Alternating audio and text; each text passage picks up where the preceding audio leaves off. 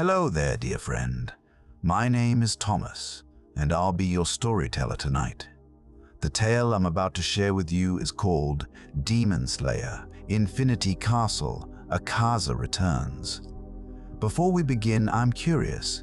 What time is it where you are right now? Whether it's late at night, early morning, or somewhere in between, you found the perfect moment to rest. Let your shoulders drop.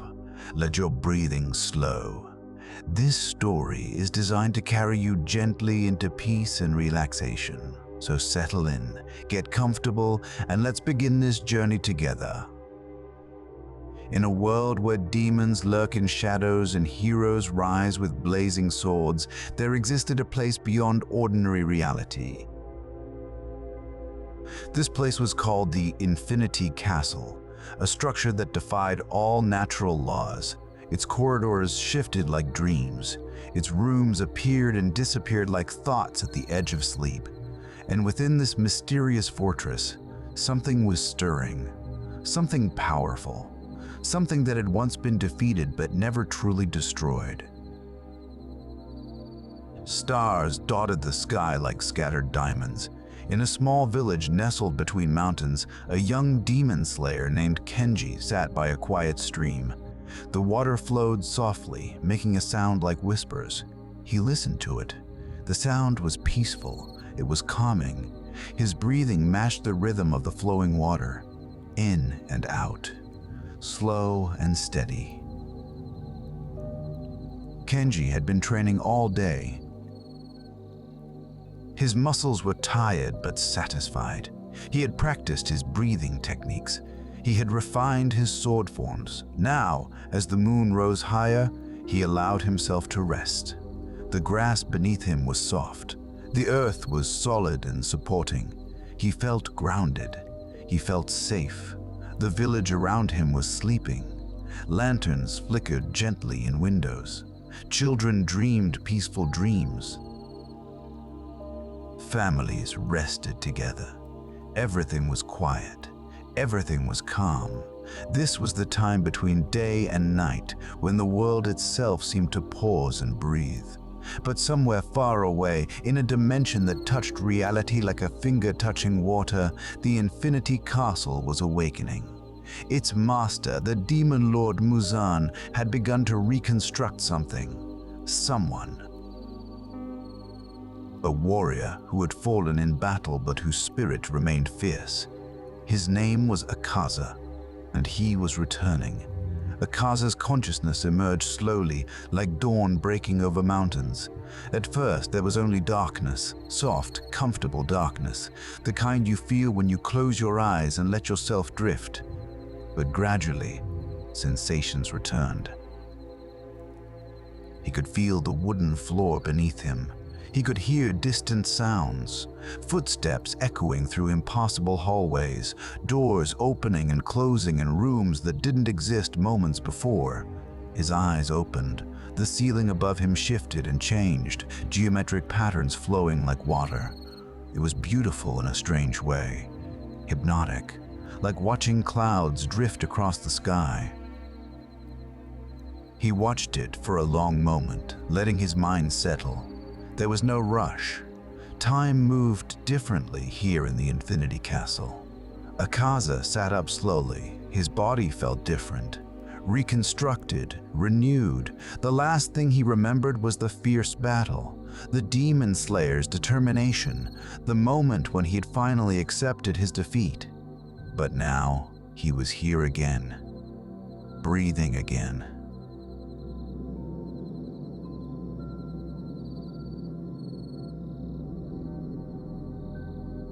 Breathing again. Existing again. He stood and walked to a window that appeared in the wall as if it had always been there. Outside, he could see nothing but swirling mist and distant lights. The castle existed between worlds, in a space where reality bent and folded. Looking at the mist was soothing. It moved slowly, peacefully, like breath made visible. "You have returned," a voice said from behind him. It was Muzan's voice, but gentle this time, almost kind. "I have need of you once more." Akaza turned. The demon lord stood in the doorway, his form elegant and composed. "Why?" Akaza asked. His voice was calm.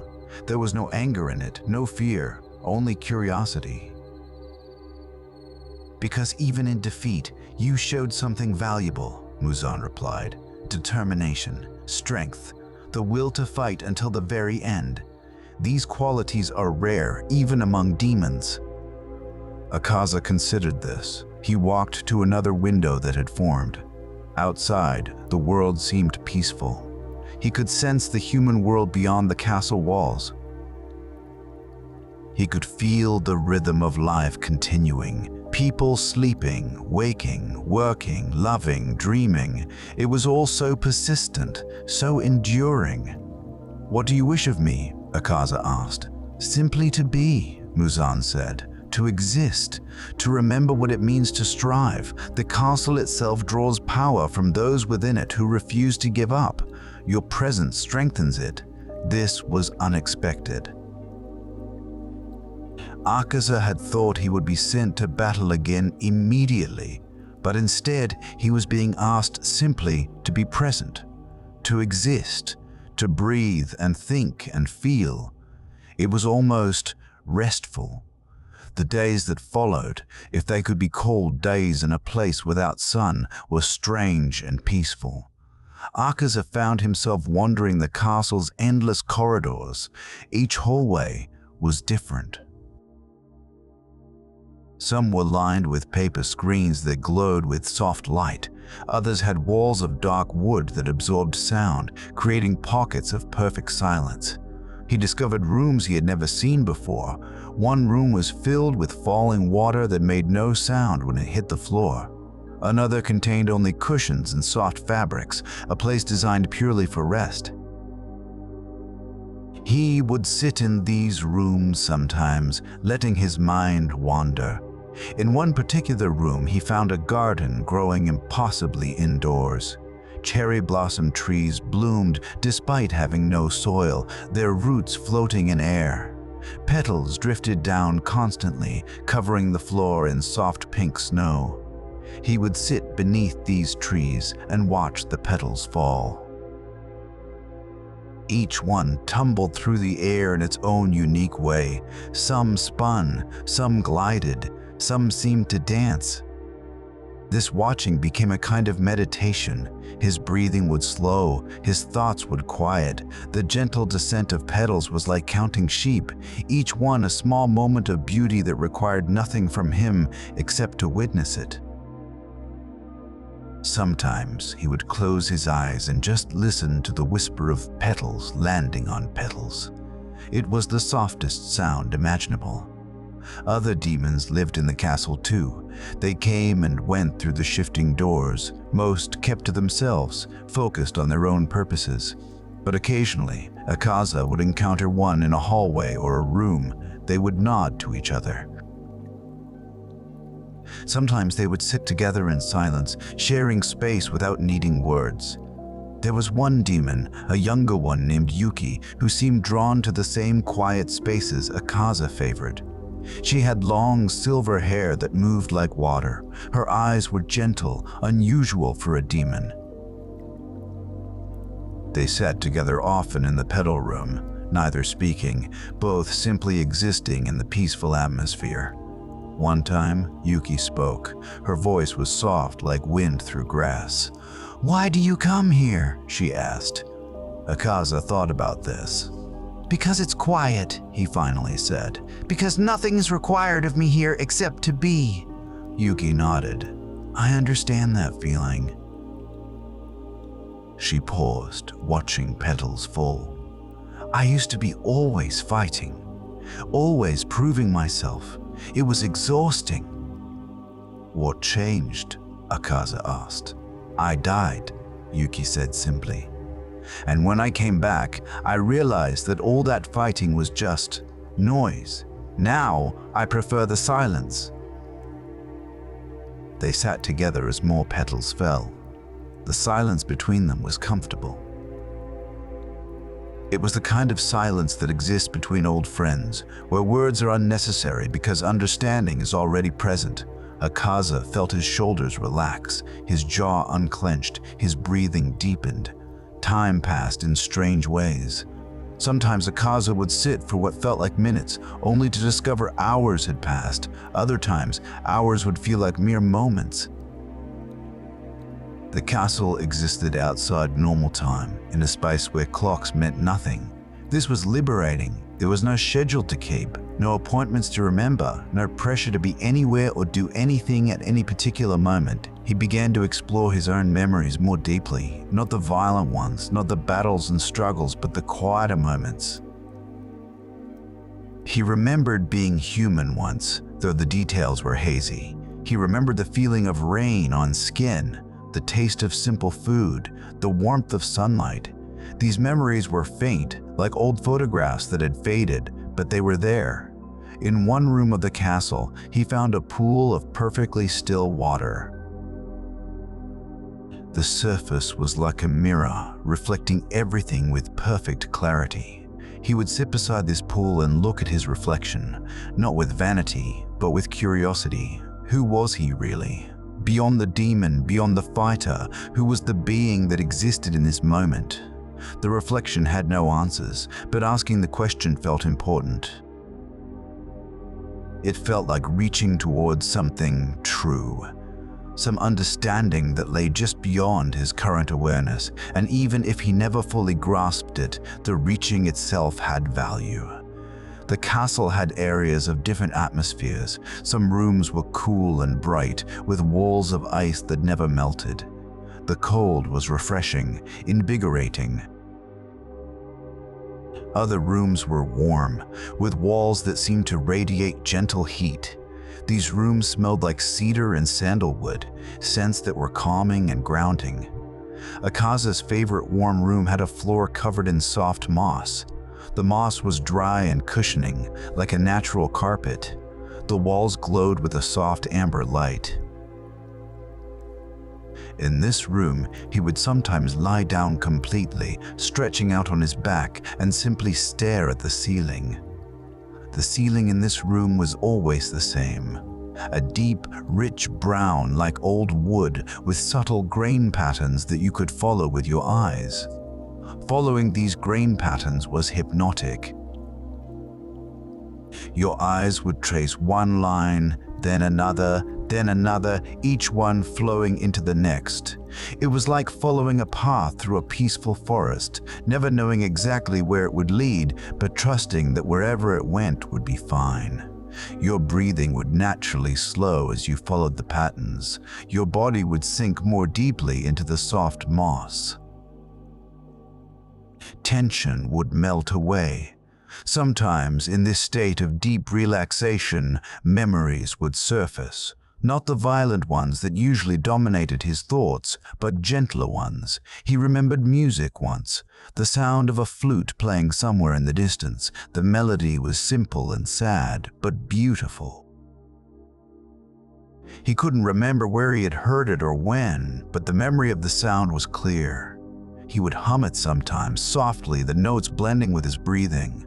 Other demons would sometimes hear his humming and pause in their passing. Some would stop and listen. The melody seemed to affect them too, creating a moment of peace in their usually turbulent existence.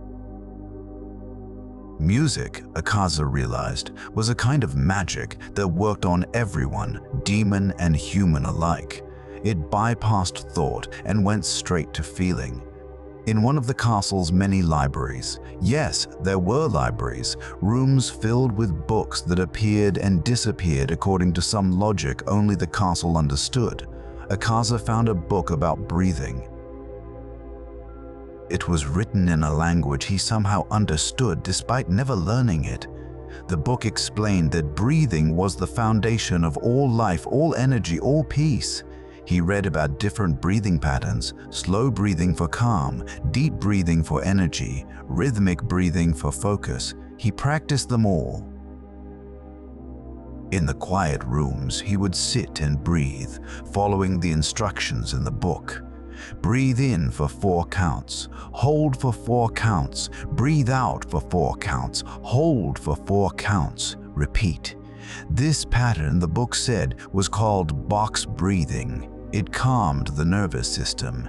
It brought the mind into the present moment. As he practiced, he noticed changes. His thoughts became clearer. His emotions became more manageable. The constant undercurrent of anger that had defined his demon existence began to quiet, not disappear. He was still a demon after all, but it became like a fire burning low, providing warmth without consuming everything. He shared these breathing techniques with Yuki when they met again in the pedal room. She tried them, following his instructions. Her face, usually carrying a subtle tension, softened. Her shoulders dropped. "This is wonderful," she whispered. "I feel lighter." They practiced together after that, sitting across from each other, breathing in synchrony. In, hold, out, hold. In, hold, out, hold. The rhythm became a kind of meditation in itself. The petals continued falling around them. The soft light continued glowing. Everything was peaceful. Other demons began to notice the change in Akaza and Yuki. They seemed calmer, more centered, less driven by the chaos that usually characterized demon existence. Some demons were curious. They would ask questions. Akaza would share what he had learned. Some tried the breathing. Some didn't. That was fine. Everyone had to find their own path to peace. One demon, an older one named Kenzo, was particularly resistant. "We are demons," he said. "We are meant for chaos and destruction, not this peaceful nonsense." Akaza didn't argue.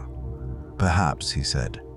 "But even chaos needs rest sometimes. Even destruction requires pauses to gather strength."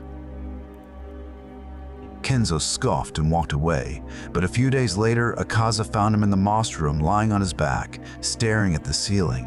They didn't speak. Kenzo didn't acknowledge his presence, but he was there in the peaceful space, allowing himself a moment of rest. That was enough. The Infinity Castle continued to shift and change around them. New rooms appeared. Old rooms disappeared.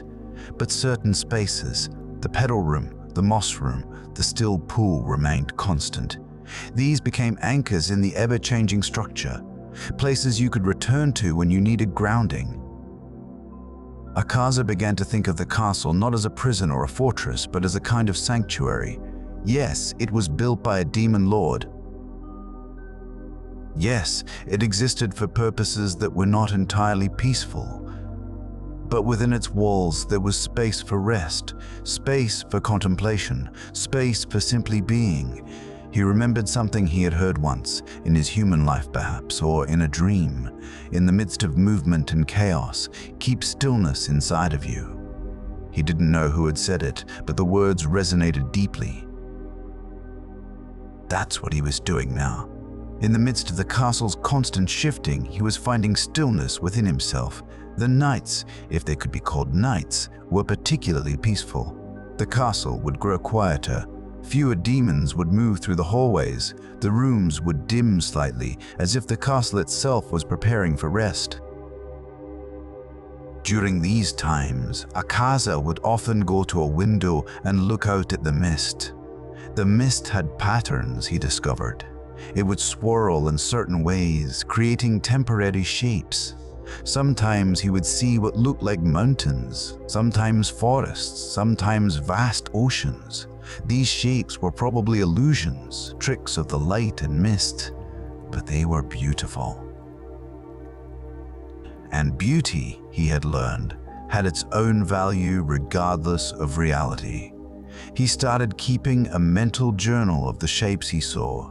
Cloud dragons, mist temples, fog flowers, each one was unique, appearing once and never again. This impermanence was actually comforting. It reminded him that nothing lasted forever. Not pain, not struggle, not even peace itself. Everything was temporary, flowing, changing. And that was okay. Yuki joined him at the window sometimes. They would watch the mist together, pointing out shapes to each other. "There," she would say, "do you see? It looks like a bird." And he would look, and sometimes he would see the bird, and sometimes he wouldn't, but the looking itself was the point. They started creating stories about the shapes. The cloud dragon was flying to a distant mountain to rest. The mist temple was a place where old spirits went to find peace. The fog flowers bloomed only for a moment before dissolving back into the air. These stories were simple, almost childlike, but they brought joy. And joy was rare enough that even small amounts of it were precious. Other demons began joining them at the window. The storytelling became a kind of evening ritual. Someone would see a shape, someone would start a story, others would add to it. The stories were never written down. They existed only in the moment, like the mist shapes themselves. And when they ended, they dissolved back into silence. This creative expression was healing in ways Akaza hadn't expected. When you create something, even something as ephemeral as a story told to mist, you're affirming your own existence. You're saying, "I am here. I have something to contribute. My voice matters." For demons, who were often told they were nothing but monsters, this affirmation was powerful. The seasons in the human world outside the castle changed, though inside the castle remained always the same temperature, always the same dim lighting. But Akaza could sense the seasons changing. He could feel when spring arrived, bringing renewal. When summer came, bringing warmth and growth. When autumn arrived, bringing transformation. When winter came, bringing rest and reflection. During winter, the castle seemed to settle more deeply into itself. The shifting slowed. The rooms stayed more constant. It was as if the castle itself was hibernating, conserving energy, resting. Akaza appreciated this. He spent more time in the moss room during winter, lying still, breathing slowly, letting himself drift into deep states of relaxation. In these states, consciousness would become fluid. He wasn't quite awake and wasn't quite asleep. Thoughts would come and go like clouds drifting across the sky. Feelings would rise and fall like waves on a shore. He wasn't controlling any of it. He was just observing, just witnessing, just being. This witnessing was its own kind of meditation. In meditation, you learn to observe your thoughts without becoming them. You see a thought arise. "I am anxious," and instead of becoming anxious, you simply note, "There is anxiety." The difference seems small, but is actually enormous. It creates space between you and your emotions, space where peace can exist. Akaza taught this to the others. "When you feel anger rising," he would say, "don't push it away, don't fight it, just notice it. Say to yourself, 'There is anger.' Then breathe. The anger will still be there, but you won't be consumed by it." Some demons struggled with this. They were so used to being consumed by their emotions, by their hungers and rages, that observing from a distance felt impossible. But with practice, even they began to find moments of space, moments where they could breathe, where they could just be. The castle had a heartbeat, Akaza discovered. If you pressed your hand against certain walls and stayed very still, you could feel it. A slow, steady pulse. Boom, boom, boom, like the beating of an enormous heart. This heartbeat was comforting. It reminded him that the castle was alive in its own way, that it had its own rhythm, its own life force. He would sometimes synchronize his breathing with the castle's heartbeat. Breathe in on one beat. Breathe out on the next. This created a sense of connection, of being part of something larger than himself. He wasn't just in the castle, he was of the castle, part of its living structure. This sense of connection extended to the other demons. They were all part of this strange community, all sharing this space, all existing in this liminal area between death and life, between human and monster, between chaos and peace. They were family, in a way, not by blood, but by shared experience. Kenzo, the resistant one, had softened over time. He still scoffed sometimes at the breathing exercises and meditation. But he also participated more often than not. His edges had rounded, his voice had gentled. He even smiled occasionally, though he tried to hide it. There was a demon named Hana who rarely spoke at all. She communicated mostly through gestures and expressions, but her presence was calming. She moved through the castle like water, flowing from room to room, always peaceful, always centered. Akaza learned from her that silence wasn't empty. Silence was full of potential, of presence, of peace. They would sit together sometimes, Hana and Akaza, not speaking, not needing to speak. Just existing in the same space, breathing the same air, being the same stillness. These moments were pure, uncomplicated.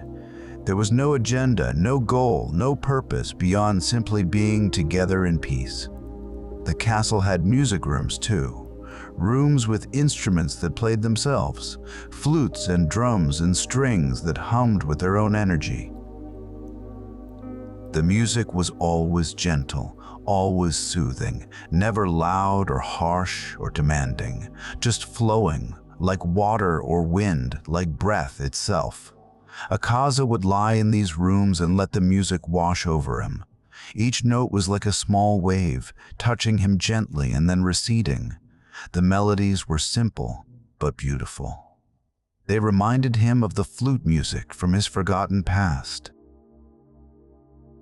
They made him feel something, not quite sadness, not quite joy, something in between, something human, humanity. That's what he was discovering here in the castle. Not his demon nature, but his human nature. The part of him that appreciated beauty, that craved connection, that needed rest, that valued peace. Being a demon had amplified his strength and fury, but it hadn't erased his humanity. That was still there, buried deep, waiting to be remembered. The other demons were discovering this too. In quiet conversations, they would share memories of being human. The taste of rice, the smell of rain, the feeling of grass between toes. These memories were fragments, pieces of a life left behind, but they were precious. They were proof that they had once been something other than monsters. To honor that, to not let the demon part completely erase the human part. She nodded thoughtfully. To be both, she said, demon and human, strength and gentleness, chaos and peace. Balance, Akaza said, to find balance.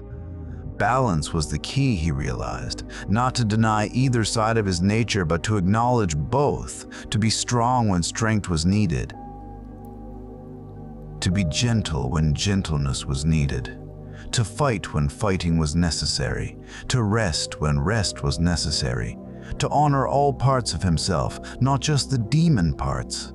This was revolutionary thinking for a demon. Most demons focused only on their power, their hunger, their rage. But Akaza was discovering that true strength came from wholeness, from accepting all aspects of yourself, from being complete. He started teaching this philosophy to others, not in formal lessons, but in casual conversations, over watching mist patterns, over breathing exercises, over shared silence. The ideas spread slowly, gently, like seeds planted in fertile soil. Some took root, some didn't. That was fine. Everyone had their own path to walk. The castle seemed to approve of these developments. New peaceful rooms appeared, a room with a small waterfall that whispered constantly, A room with nothing but soft light and space to move. A room with walls covered in something like velvet that absorbed all sound. Each room was a gift, a space for healing and rest. Akaza spent time in all of them, learning what each space offered. The waterfall room taught him about constant flow, about how water was always moving, yet always the same. The empty room taught him about space, about the value of emptiness. The velvet room taught him about silence, about the richness that exists when all external sound is removed. In the velvet room, he could hear his own heartbeat. Boom, boom, boom, just like the castle's heartbeat, but faster. His breath sounded loud in his ears, in and out, in and out. This was his internal music, his body's rhythm, his life force. He synchronized his heartbeat with his breathing. Slow breaths, deep breaths. His heart rate began to slow. Boom, boom, boom, boom. Slower. Calma. In meditation texts, this was called coherent breathing. When heart and breath moved in harmony, the body entered a state of deep rest. The nervous system calmed, stress hormones decreased, peace hormones increased. Sharing this discovery with the others became important. They tried it in the velvet room, listening to their own heartbeats, slowing their breathing. Many reported feeling more relaxed than they had in years, decades, centuries. Some said they felt almost alive again in a way they'd forgotten was possible. The changes in the demon community were subtle, but real. There was less conflict, less competition, less aggression, not because anyone was forcing it, but because everyone was too peaceful to bother with conflict. Why fight when you could breathe? Why compete when you could simply be? Muzan noticed these changes. He walked through the castle more frequently, observing. His face was unreadable. Akaza couldn't tell if he approved or disapproved, but Muzan didn't stop the peace practices, so that seemed like tacit approval, or at least acceptance. One day, Muzan called Akaza to his chamber. The chamber was vast and dark, with walls that seemed to extend into infinity. Muzan sat on a throne-like chair, his figure elegant and powerful. "You have changed," Muzan observed. "The castle has changed." "Yes," Akaza confirmed. "We have found peace." "Peace," Muzan repeated, as if tasting the word. "An interesting choice for demons." "Even demons need rest," Akaza said carefully. "Even chaos needs quiet to regenerate." Muzan considered this. "Perhaps," he said, "perhaps there is wisdom in what you're doing. The castle does feel stronger, more stable, as if the peace is actually reinforcing it." This was unexpected. Akaza had thought Muzan might be angry about the demons focusing on peace instead of power. But instead, Muzan seemed to recognize that peace had its own strength, its own value. "Continue," Muzan said. "Explore this path, see where it leads." It was permission. Blessing, even. Akaza bowed respectfully and left the chamber. He returned to the pedal room where Yuki and several others were practicing breathing exercises. He joined them, sitting in his usual spot, closing his eyes, beginning to breathe. In, hold, out, hold, in, hold, out, hold. The petals continued falling. The light continued glowing softly. Time continued its strange, fluid passage. And in that moment, everything was perfect. Not perfect in the sense of flawless, but perfect in the sense of complete. Whole. Exactly as it should be. This perfection in the moment was another thing Akaza was learning to appreciate. Not perfection as some distant goal to achieve, but perfection as recognition of what already is. This moment, right now, exactly as it is perfect. Because it's real. Because it's here. because it exists. When you start seeing the perfection in each moment, peace becomes natural. You stop fighting against reality. You stop wishing things were different. You accept what is, and in that acceptance, find freedom. This was the deepest teaching Akaza had discovered in the Infinity Castle. The other demons were discovering it too, each in their own way. Kenzo found it in the moss room, lying still, feeling supported by the earth. Hana found it in her silent movements flowing from space to space. Yuki found it in the pedal room, watching beauty descend endlessly. Each demon had their own path to peace. There was no single way, no correct method, just what worked for each individual. This diversity was beautiful. It showed that peace wasn't rigid. It was flexible, adaptive, meeting each person where they were. Akaza started collecting these different paths, not to create a system or doctrine, but simply to appreciate the variety. He learned that Kenzo liked deep pressure, lying under heavy blankets in certain rooms because it made him feel safe. He learned that Hana needed constant gentle movement to stay centered.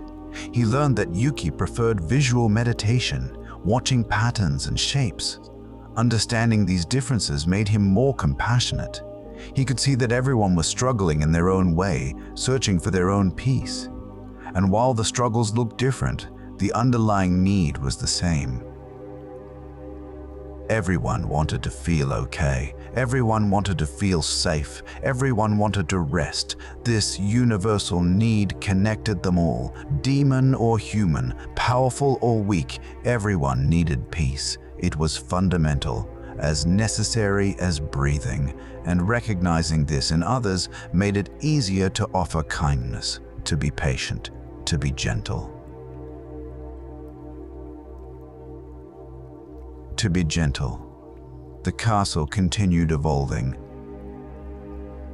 New gardens appeared, one with glowing flowers that pulsed like heartbeats, one with trees that hummed softly, one with grass that was always the perfect temperature under bare feet.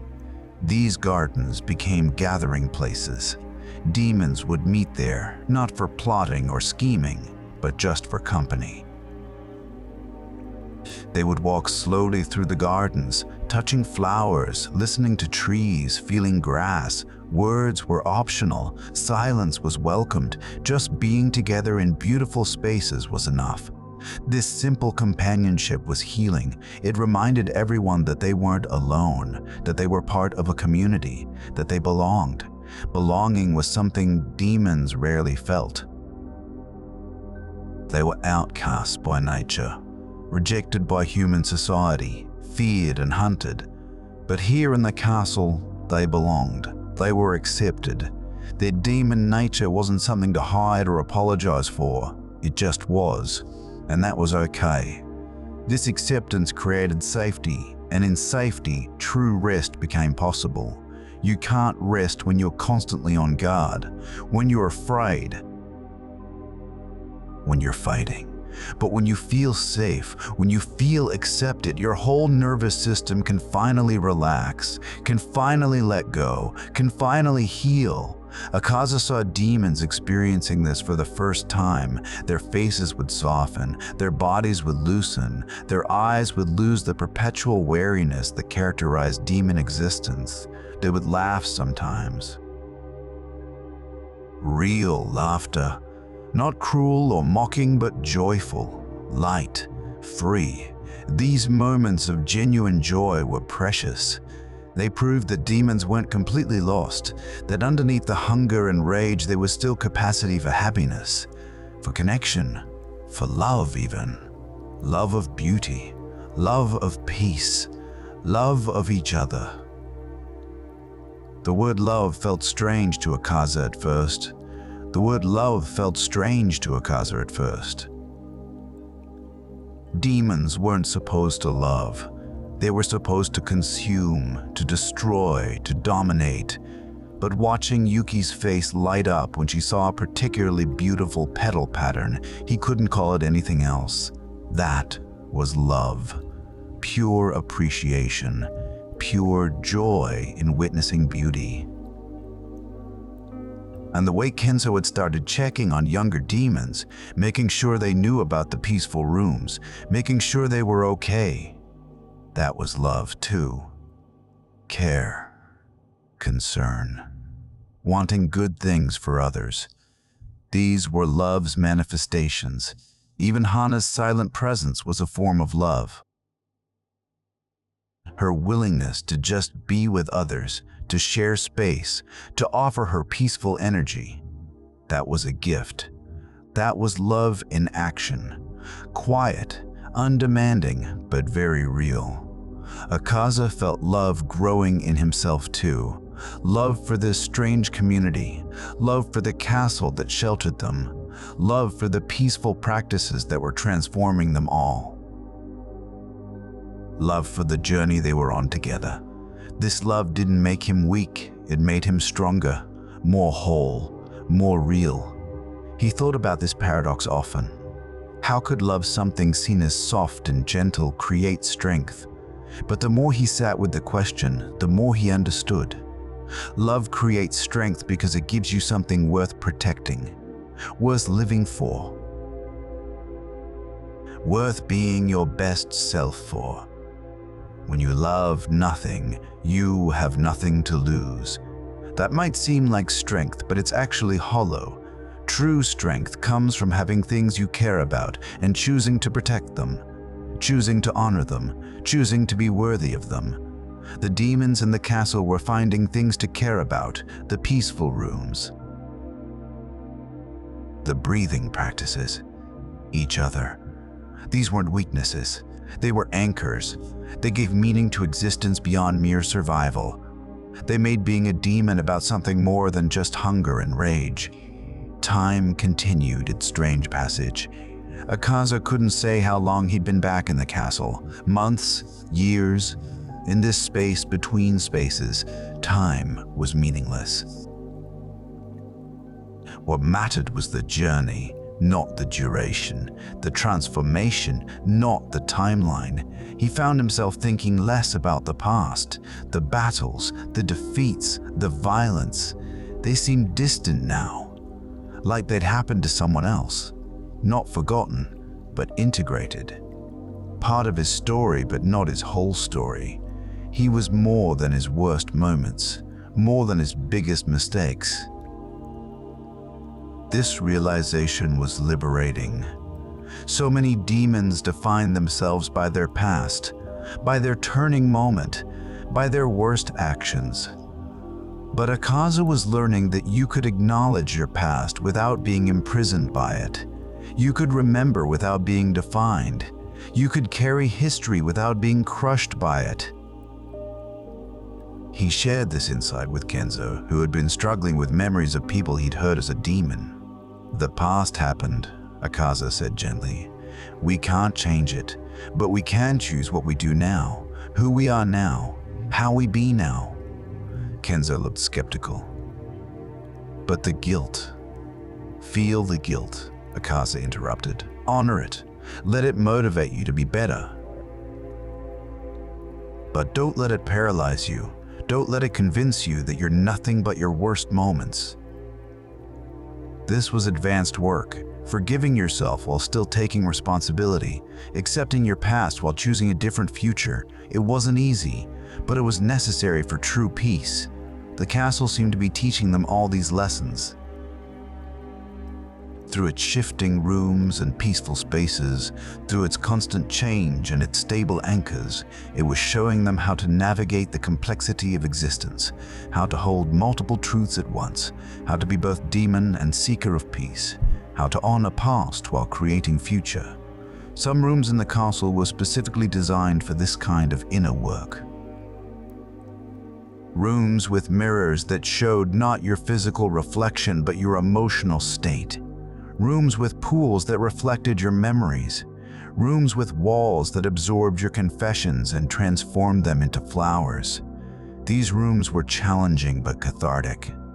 Facing yourself fully, your light and shadow, your beauty and ugliness, Your wisdom and foolishness was intense, but necessary. You couldn't achieve real peace while hiding from parts of yourself. You had to see all of it, accept all of it, integrate all of it.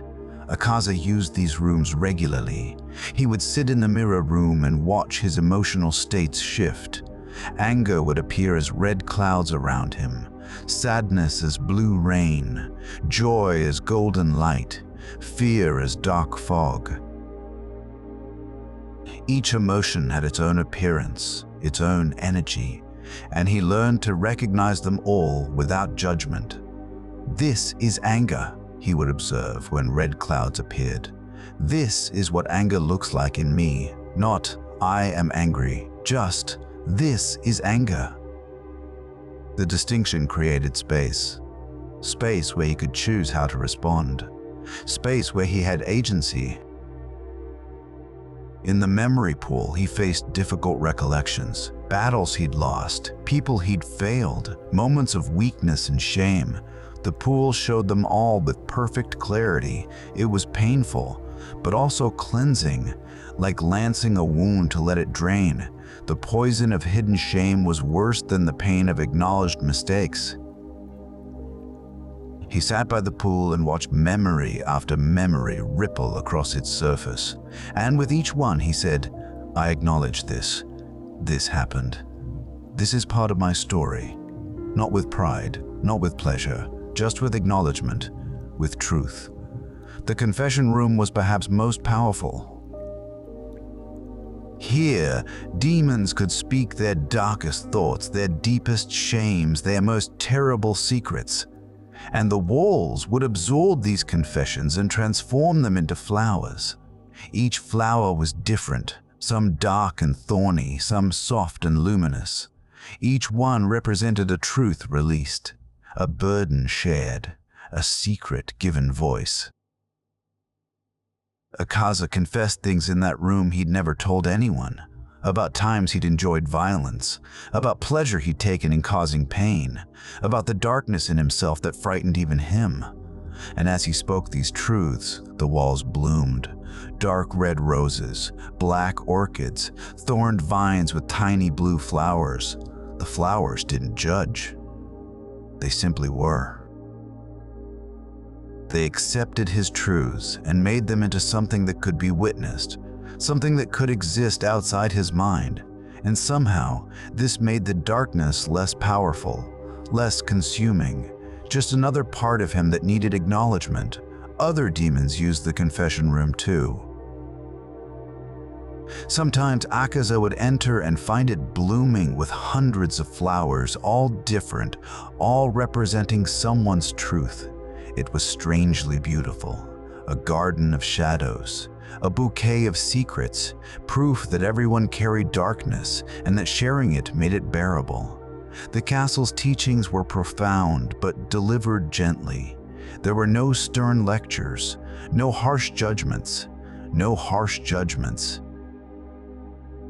just spaces that invited exploration, just experiences that offered insight, just opportunities to learn and grow and heal.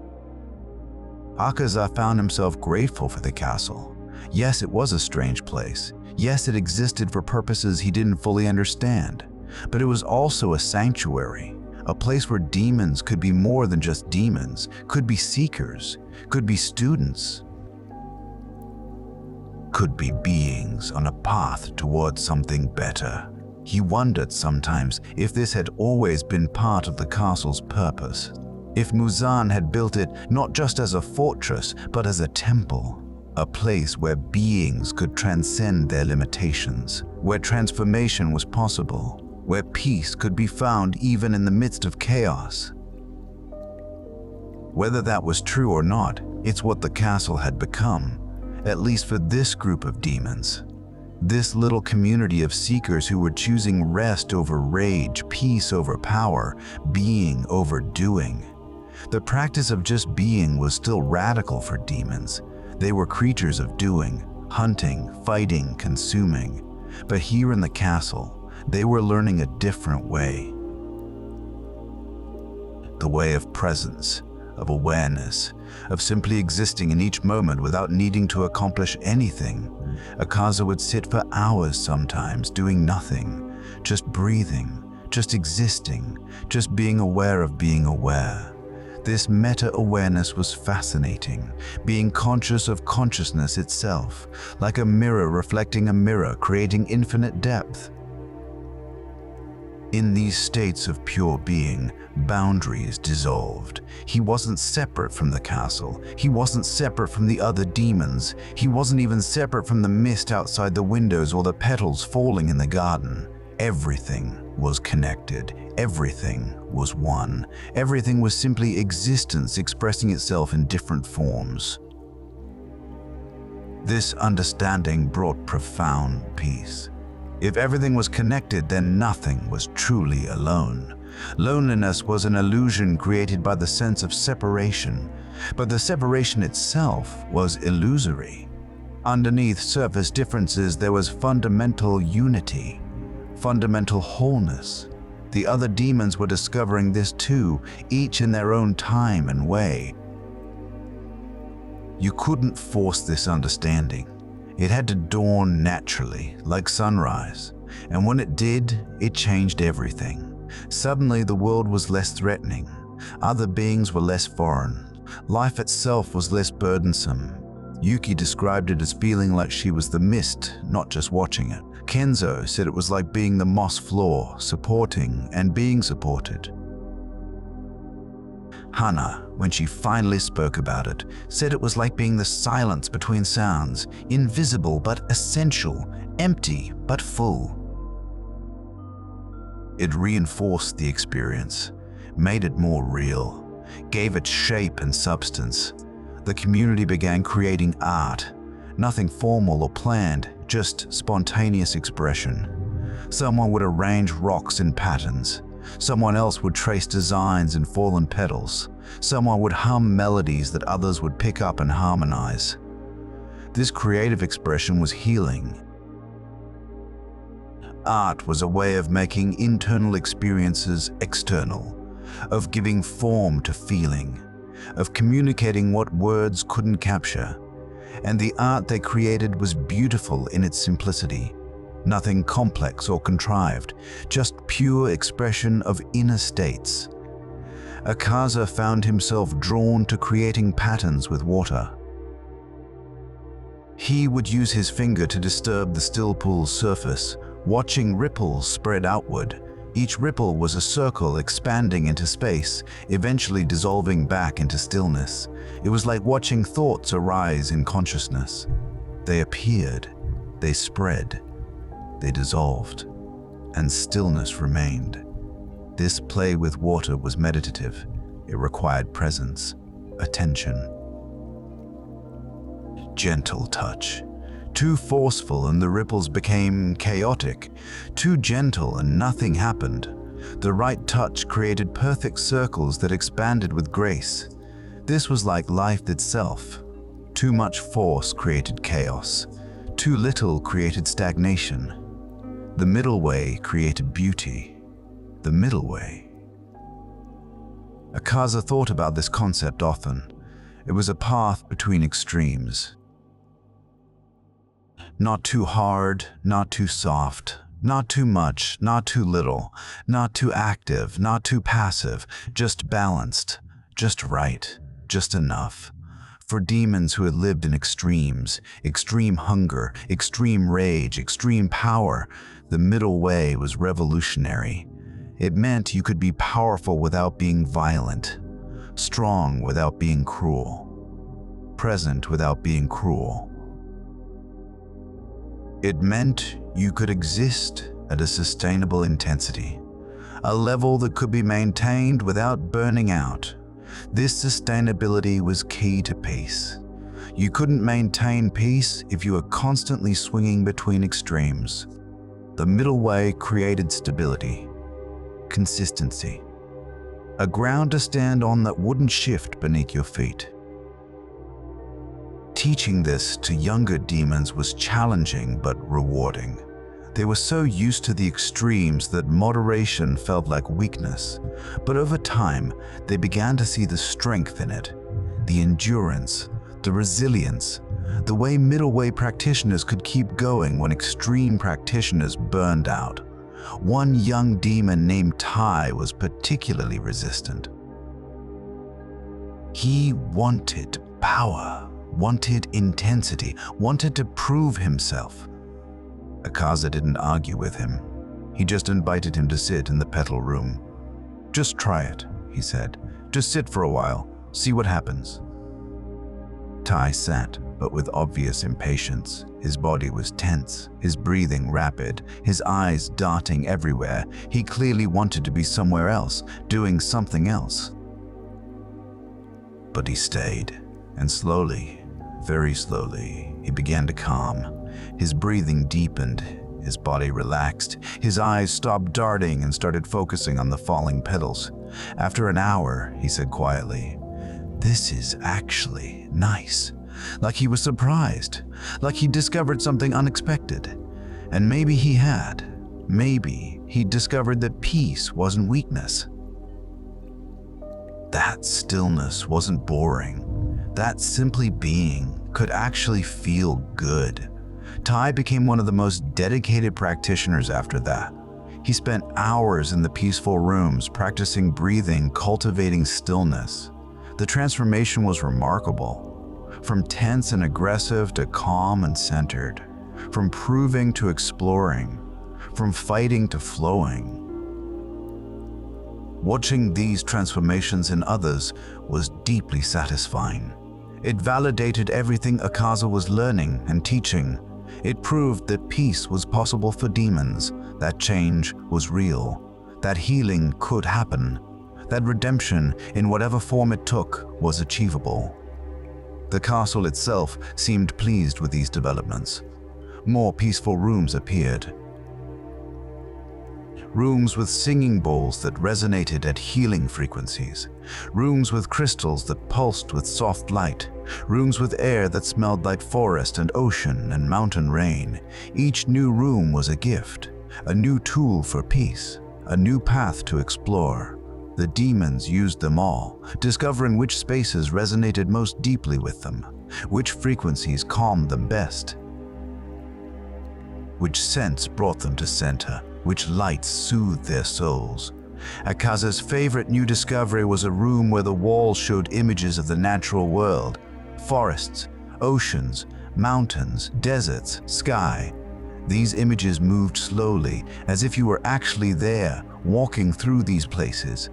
The room somehow also carried the scents and sounds of these environments. He would spend hours in the forest setting, watching trees sway and breeze he could feel on his skin, smelling earth and pine, hearing birdsong and rustling leaves. It was like being outside, connected to nature, without leaving the castle. This connection was grounding, centering. It reminded him that existence was larger than just demon life. That there was a whole world out there, beautiful and wild and free. Others loved the ocean setting. The sound of waves was particularly soothing. The rhythm crash and retreat was like breath, like heartbeat, like life itself. They would lie on the floor and listen to waves for hours, feeling tensions wash away with each retreat. The mountain setting drew those who needed perspective. From high peaks, everything looked smaller. Problems that seemed huge at ground level were revealed as manageable from above. This shift in perspective was valuable. It helped demons remember that most troubles were temporary, that difficult moments would pass, that pain was real but not permanent. The desert setting was interesting. It was vast and empty, but that emptiness was peaceful rather than lonely. It showed that space itself had value, that you didn't need to fill every moment with activity or thought, that sometimes the best thing was just space, open, empty, peaceful space. Akaza tried all the settings, learning from each. The forest taught him about growth and cycles. The ocean taught him about rhythm and persistence. The mountains taught him about perspective and patience. The desert taught him about acceptance and space. Each environment was a teacher. Each landscape offered wisdom. He began encouraging others to explore these rooms thoughtfully. "Don't just visit," he would say. "Really be there. Open all your senses. Let the environment teach you what it has to teach." And they did. And they learned. And they grew. The growth happening in the castle community was subtle but undeniable. Demons were softer, kinder, more patient with each other and themselves. Conflicts that once would have erupted into violence now resolved through conversation, or simply dissolved when both parties breathed and let go. This letting go was perhaps the most important skill they were all learning. How to release, how to surrender, how to stop gripping so tightly to anger, to pain, to old stories that no longer serve them. Letting go didn't mean forgetting or ignoring. It meant acknowledging and then releasing. Making space for something new. The castle had rooms specifically for letting go. One room had a fire that burned away whatever you threw into it. Written regrets, spoken resentments, visualized pains. The fire consumed them all, transforming them into light and warmth. What had been heavy became lightness. What had been dark became illumination. Akaza used this room regularly. He would write down things he was ready to release. Grudges against demon slayers, anger about his own death, shame about past violence. He would read each one clearly, acknowledging it fully, and then throw it into the fire. And as it burned, he would feel the weight lifting, the burden releasing, the space opening. This ritual was powerful because it was concrete. You weren't just thinking about letting go. You were physically doing it, writing it down, reading it out loud, throwing it into flames, watching it burn. The physical action reinforced the mental and emotional release. Other demons created their own letting go rituals. Some used the still pool, writing their releases on leaves and watching them sink and dissolve. Some used the waterfall room, speaking their releases to the water and letting it carry them away. Some used the wind room, where papers would blow away and disappear. The variety of methods showed that there was no single right way. What mattered was the intention, the willingness to release, the courage to let go of what you'd been holding. The trust that letting go wouldn't leave you empty but would actually create space for something better. What filled the space left by letting go was often surprising. Sometimes it was joy, sometimes peace, sometimes creativity, sometimes connection, sometimes just space itself. And space was valuable. Space was where growth happened, where new things could emerge, where possibility lived. Akaza noticed himself becoming more spacious, less reactive, less dense with accumulated pain and anger, more open, more available, more present. It was like he'd been a clenched fist and was finally learning to relax his hand, to open, to receive as well as give. This openness made him more receptive to others. He could listen more deeply, could feel more accurately what others were experiencing, could offer presence that was truly present rather than distracted by his own internal noise. This quality of presence was the greatest gift he could offer. The demons in the castle were learning to offer this gift to each other, to really listen when someone spoke, to really see when someone was struggling, to really be there when someone needed support. This mutual care was creating bonds deeper than mere proximity. They were becoming a true community, a family of choice. Family meetings began happening spontaneously in the large garden room. Demons would gather, sitting in a circle on the soft grass. Someone would share what they were working on, a struggle they were facing, an insight they'd gained, a question they were holding. Others would listen without judgment, offering support and perspective. These circles were sacred. What was shared there stayed there. There was no gossip, no judgment, no advice unless requested. Just witnessing. Just presence. Just being held in awareness by others who understood, who knew what it was like to be a demon trying to find peace. Akaza often facilitated these circles. He would open them with a breathing exercise to help everyone settle. Then he would invite sharing, reminding everyone that silence was okay too. That they could just sit together in presence even if no one had anything to say. Sometimes the most healing circles were the quiet ones, where everyone just breathed together and felt held. The circles revealed so much, the depth of pain the demons carried, the intensity of their desire for peace. The courage it took to keep trying despite centuries of conditioning toward violence. The beauty of beings choosing over and over to be better than they had been, to grow, to evolve, to transform. Transformation was the castle's true purpose, Akaza realized. It wasn't just a fortress, it was a chrysalis. A space where beings could dissolve their old forms and emerge as something new. Something that honored both what they had been and what they were becoming. Something whole. This wholeness was what they were all reaching for. Not perfection, but wholeness. Integration. The acceptance and honoring of all parts. Demon and human, dark and light, powerful and vulnerable. Each aspect had value. Each played a role. Together, they created a complete being. The journey toward wholeness was ongoing. It wasn't something you achieved once and kept forever. It was a practice, a daily choosing, a moment-by-moment awareness. Sometimes you slipped. Sometimes old patterns reasserted themselves.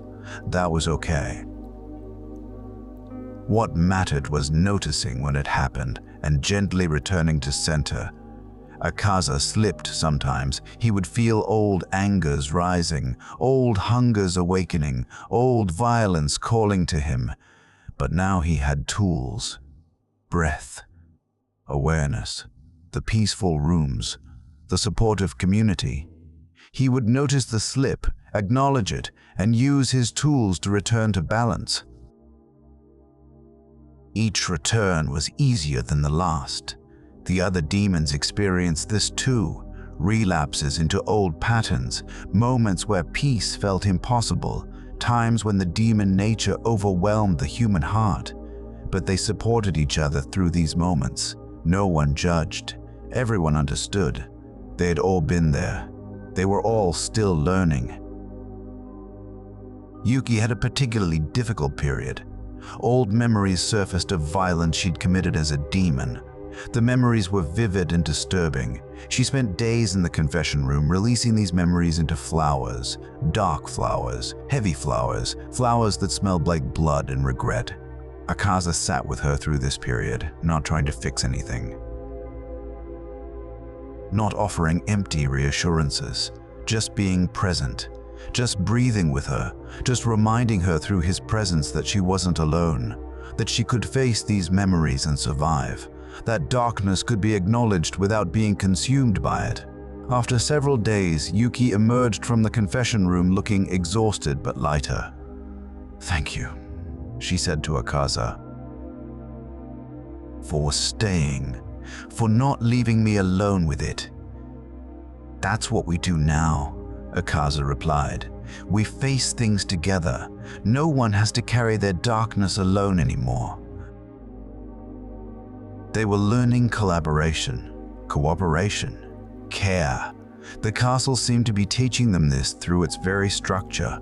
Rooms appeared that required multiple demons to activate, spaces that were more beautiful when experienced together, gardens that bloomed more fully when multiple beings tended them. The castle was showing them that together was better than alone. One such room had a massive gong in the center. When struck by a single demon, it made a pleasant sound, but when multiple demons struck it in harmony, the sound became transcendent, Layers of overtones emerged, frequencies that resonated in your bones, vibrations that seemed to reach into your soul and harmonize everything within you. They began using this gong room for group healing sessions. Everyone would gather. They would breathe together until their rhythms synchronized. Then, on a shared inhale, they would all strike the gong at once. The sound would wash over them like a wave of pure vibration. Tensions would dissolve. Blockages would release. Everyone would emerge feeling more aligned, more harmonized, more whole. These group practices created bonds that went beyond friendship. They were becoming something like a choir, individual voices that, when combined, created something greater than the sum of parts. A harmony that elevated everyone, a unity that honored diversity while creating coherence. Akaza felt privileged to be part of this. To witness this unprecedented community of demons choosing peace, choosing growth, choosing each other. It was beautiful. It was rare. It was proof that even beings designed for destruction could choose creation instead. Creation. That's what they were doing. Creating peace where there had been chaos. Creating community where there had been isolation. Creating meaning where there had been only hunger.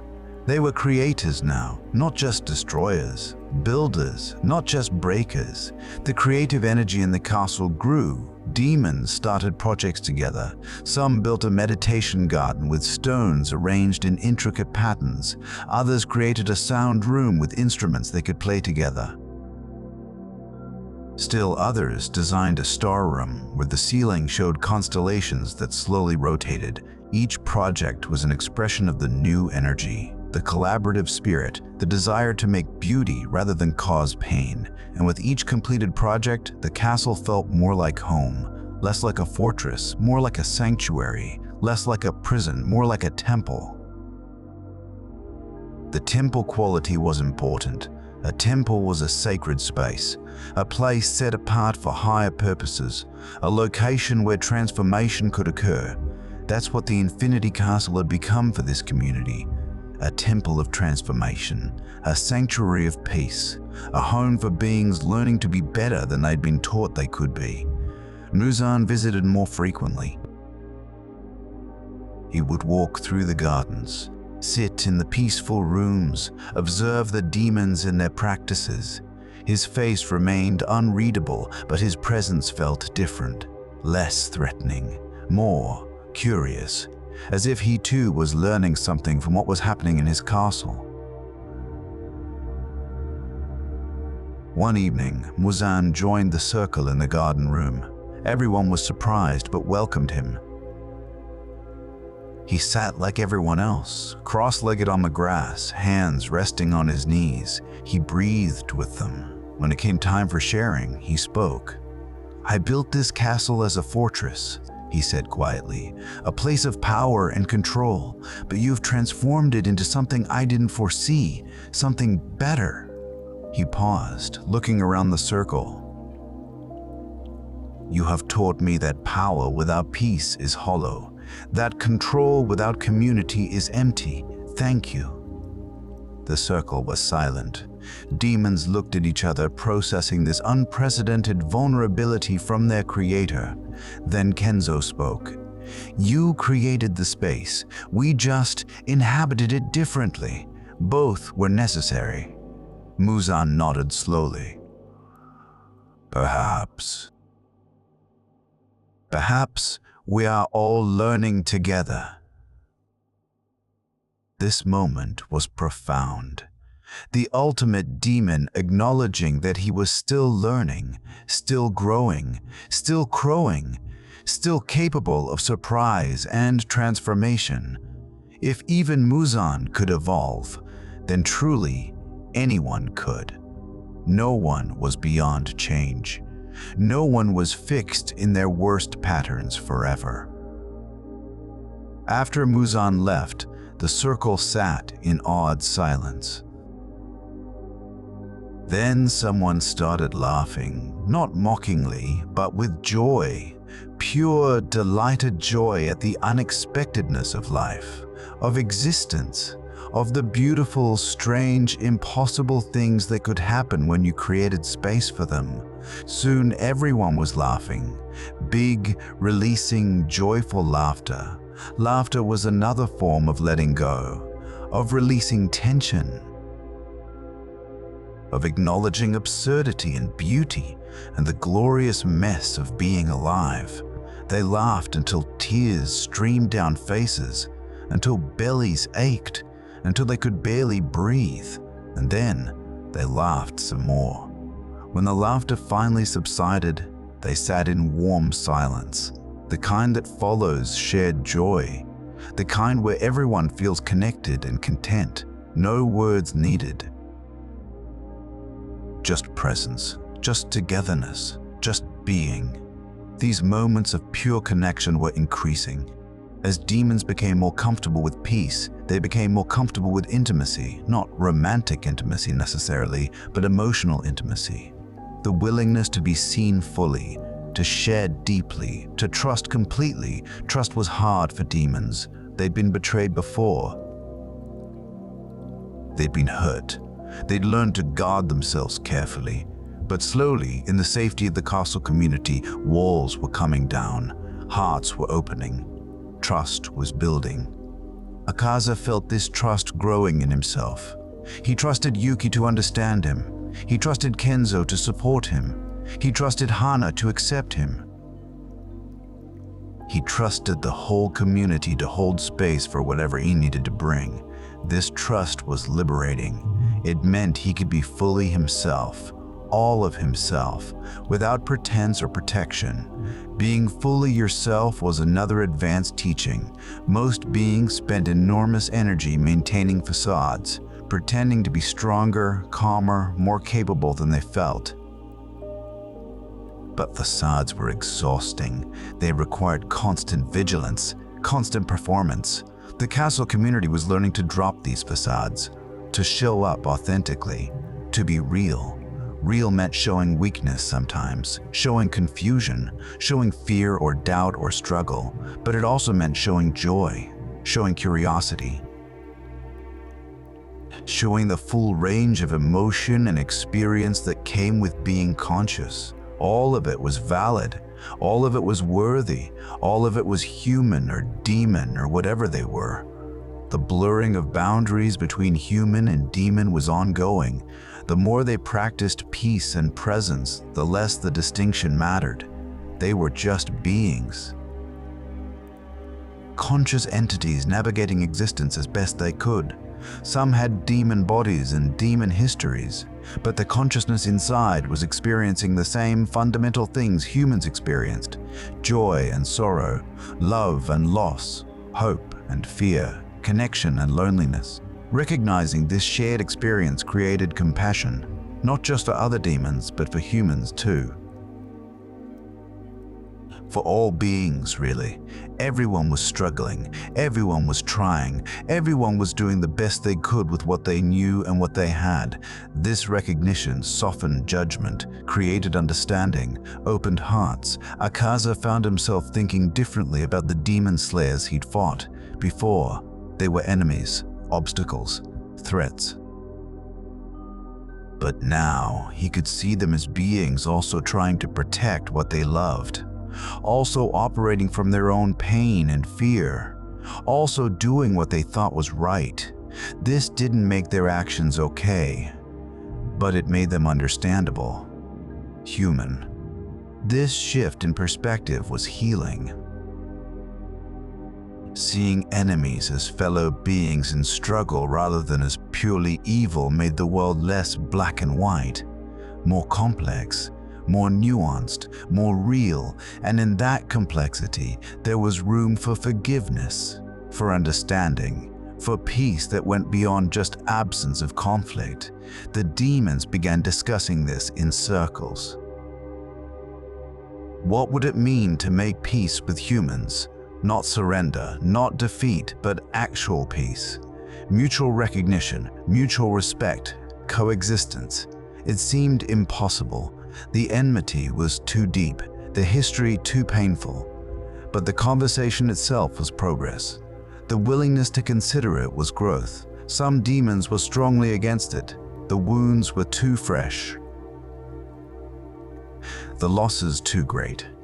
But others were curious.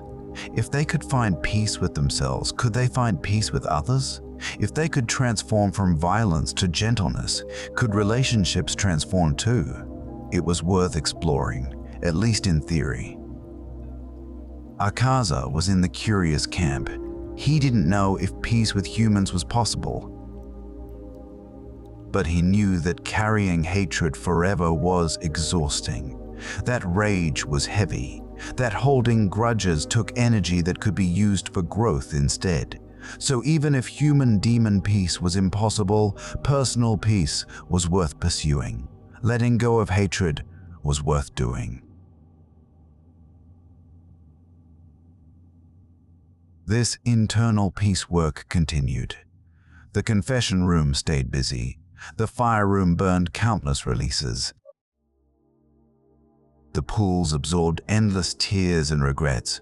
Demons were actively working on healing their inner worlds, on clearing out old pain, on making space for new experiences. The new experiences were often simple but profound. Experiencing beauty without trying to possess it. Experiencing connection without trying to control it. Experiencing joy without fearing it would end. Experiencing peace without waiting for the other shoe to drop. Just being with what was as it was without the constant need to change or fix or improve it. This acceptance of what is was perhaps the deepest practice. The mind always wants things to be different, better, more comfortable, less challenging. But life doesn't work that way. Things are as they are. And fighting against reality creates suffering. Accepting reality not passively but actively, consciously creates peace. The demons practiced this acceptance daily. When uncomfortable emotions arose, they practiced accepting them. This is anxiety. Okay, anxiety is here. When difficult thoughts appeared, they practiced accepting them. This is a judgmental thought. Okay. Judgmental thoughts happen. When physical discomfort occurred, they practiced accepting it. This is tension in my shoulders. Okay, tension is present. The okay was key. It signaled acceptance, not approval necessarily, but acknowledgement without resistance. This simple word, okay, became a powerful tool. It created space between stimulus and response.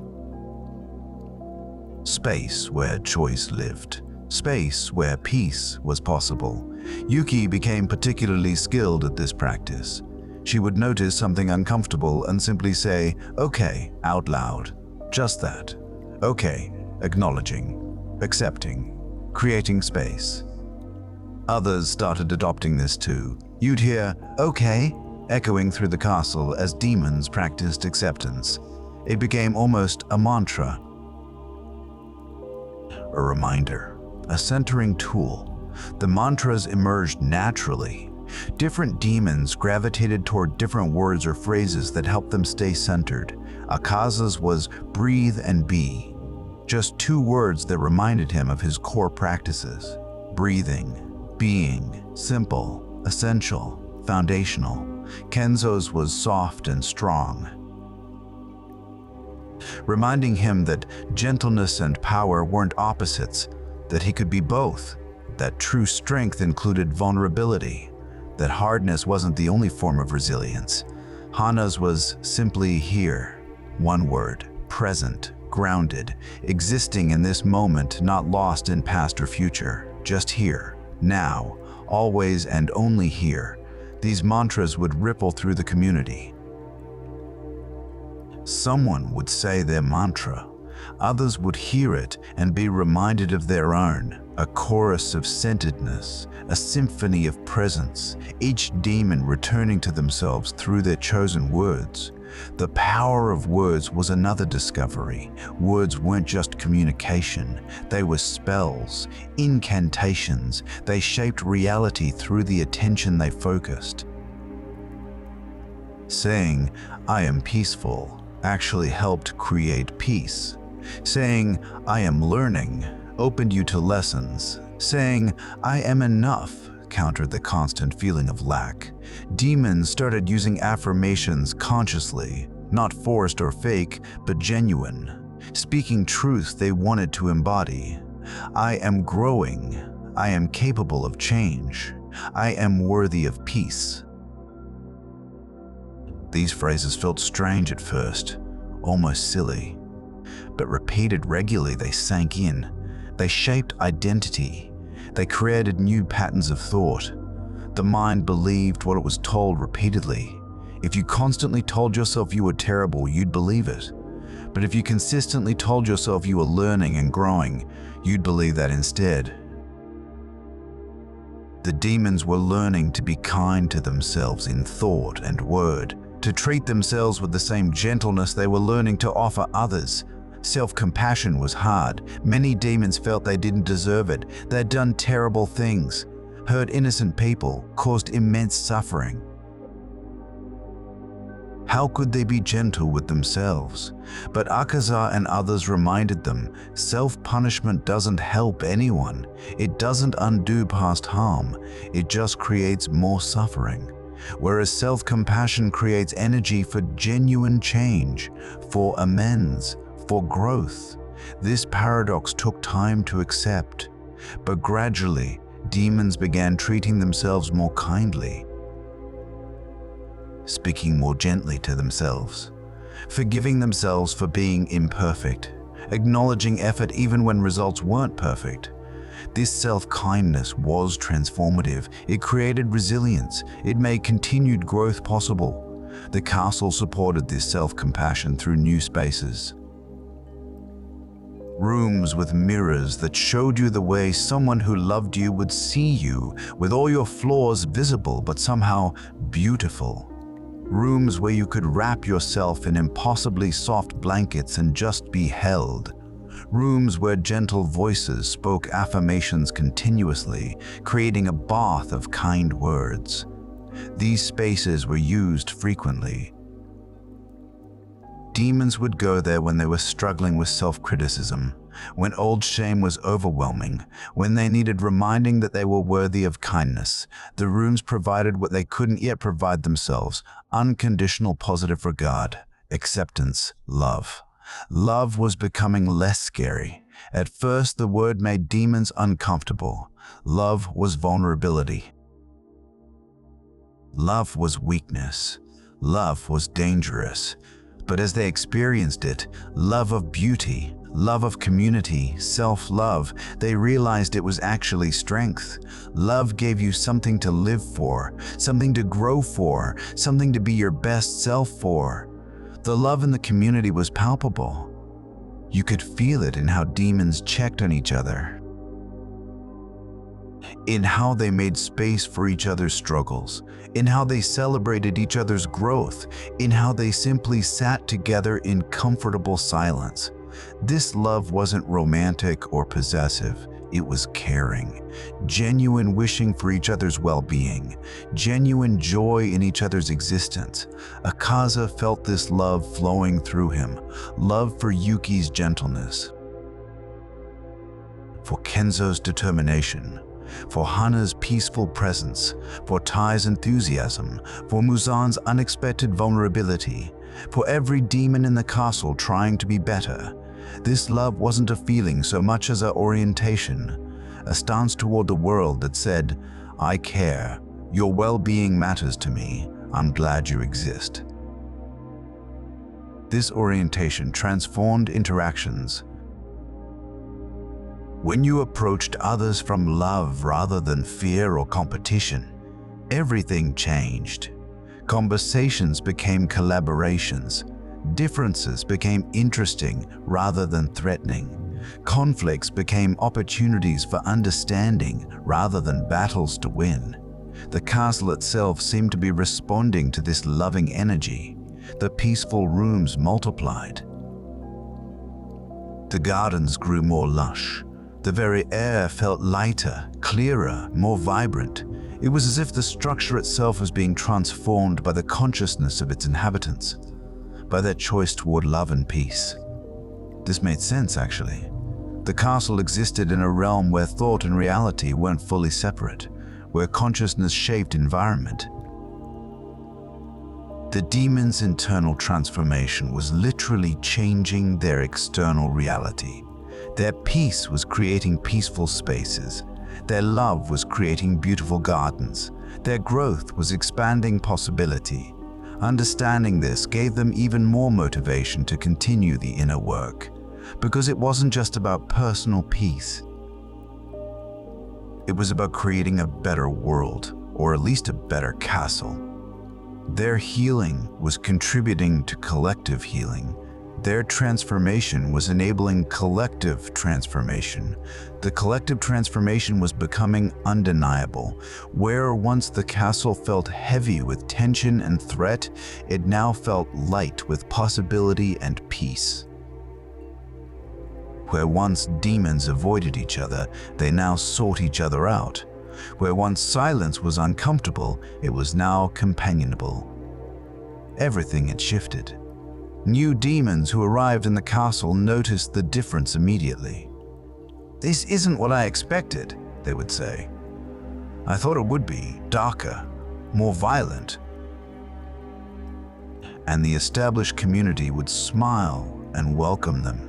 "It used to be," they'd explain, "but we're creating something different now. Stay, learn, grow with us." Most new arrivals were skeptical at first. Peace for demons, meditation and breathing exercises, it sounded ridiculous, but curiosity usually won out. They'd try a breathing exercise, sit in a peaceful room, join a circle, and slowly they'd begin to feel it. The peace, the possibility, the gentle invitation to be more than they'd been told they could be. Watching new demons transform was deeply satisfying. Seeing them arrive tense and defensive, then gradually soften and open. Seeing the moment when they realized peace wasn't weakness. When they discovered their own capacity for gentleness. When they found belonging in the community. These moments never got old. Akaza often worked with new arrivals. He remembered what it was like to be confused by the castle's peaceful energy, to resist it, to not understand how demons could possibly choose this. His empathy and patience helped new demons navigate their confusion. His presence proved that a demon could be both powerful and peaceful, that strength and gentleness weren't mutually exclusive. One new demon, a fierce warrior named Ren, was particularly resistant. "This is all nonsense," he declared. "Demons don't meditate. We don't sit around breathing. We fight. We dominate. That's what we are." Akaza didn't argue. "You're right," he said. "That is what we were designed to be. But we're also capable of choosing differently, of being more complex than our design. You don't have to try anything here, but the option exists if you ever want it." Ren scoffed and stormed off. But a few days later, Akaza found him sitting quietly in the moss room, staring at the ceiling. "This room is interesting," Ren admitted reluctantly. "It's very quiet." "It is," Akaza agreed, sitting nearby. They sat in silence for a long time. Finally, Ren said, "I'm tired. I've been fighting for so long, I don't even remember why anymore. I just keep fighting, because it's what I do." "You can rest here," Akaza said gently. "Fighting is always an option, but so is resting." Ren's face crumpled. "I don't know how to rest." "That's okay. We can teach you. We're all learning together." This vulnerability was a breakthrough. Ren began participating in practices, awkwardly at first, clearly uncomfortable, but gradually with more ease. Within weeks, he was one of the most dedicated practitioners. his fierce warrior energy channeled into fierce commitment to peace. Same intensity, different direction. This pattern repeated with many new arrivals. Initial resistance, gradual curiosity, breakthrough moment, committed practice. Each demon had their own version, their own timing, their own path, but the arc was similar. From resistance to acceptance, from isolation to community, from violence to peace. The community was now large enough to be self-sustaining. New demons learned from established ones. Established demons deepened their practice by teaching. Everyone contributed, everyone benefited. The castle had become a true ecosystem of growth and healing. Akaza sometimes stepped back and just observed this ecosystem with wonder. How had this happened? How had a fortress of demons become a sanctuary of peace? What confluence of factors had made this possible? He didn't have complete answers, but he knew some key elements. Safety was crucial. Demons couldn't explore peace while constantly threatened. The castle provided that safety. Time was important. Transformation couldn't be rushed. It unfolded at its own pace. The castle existed outside normal time, allowing for this. Community mattered. Demons couldn't do this alone. They needed support, witnessing, companionship. The castle brought them together. But most fundamentally, there had to be willingness. The inner yes to growth. The tiny seed of readiness to try something different. Without that, nothing else mattered.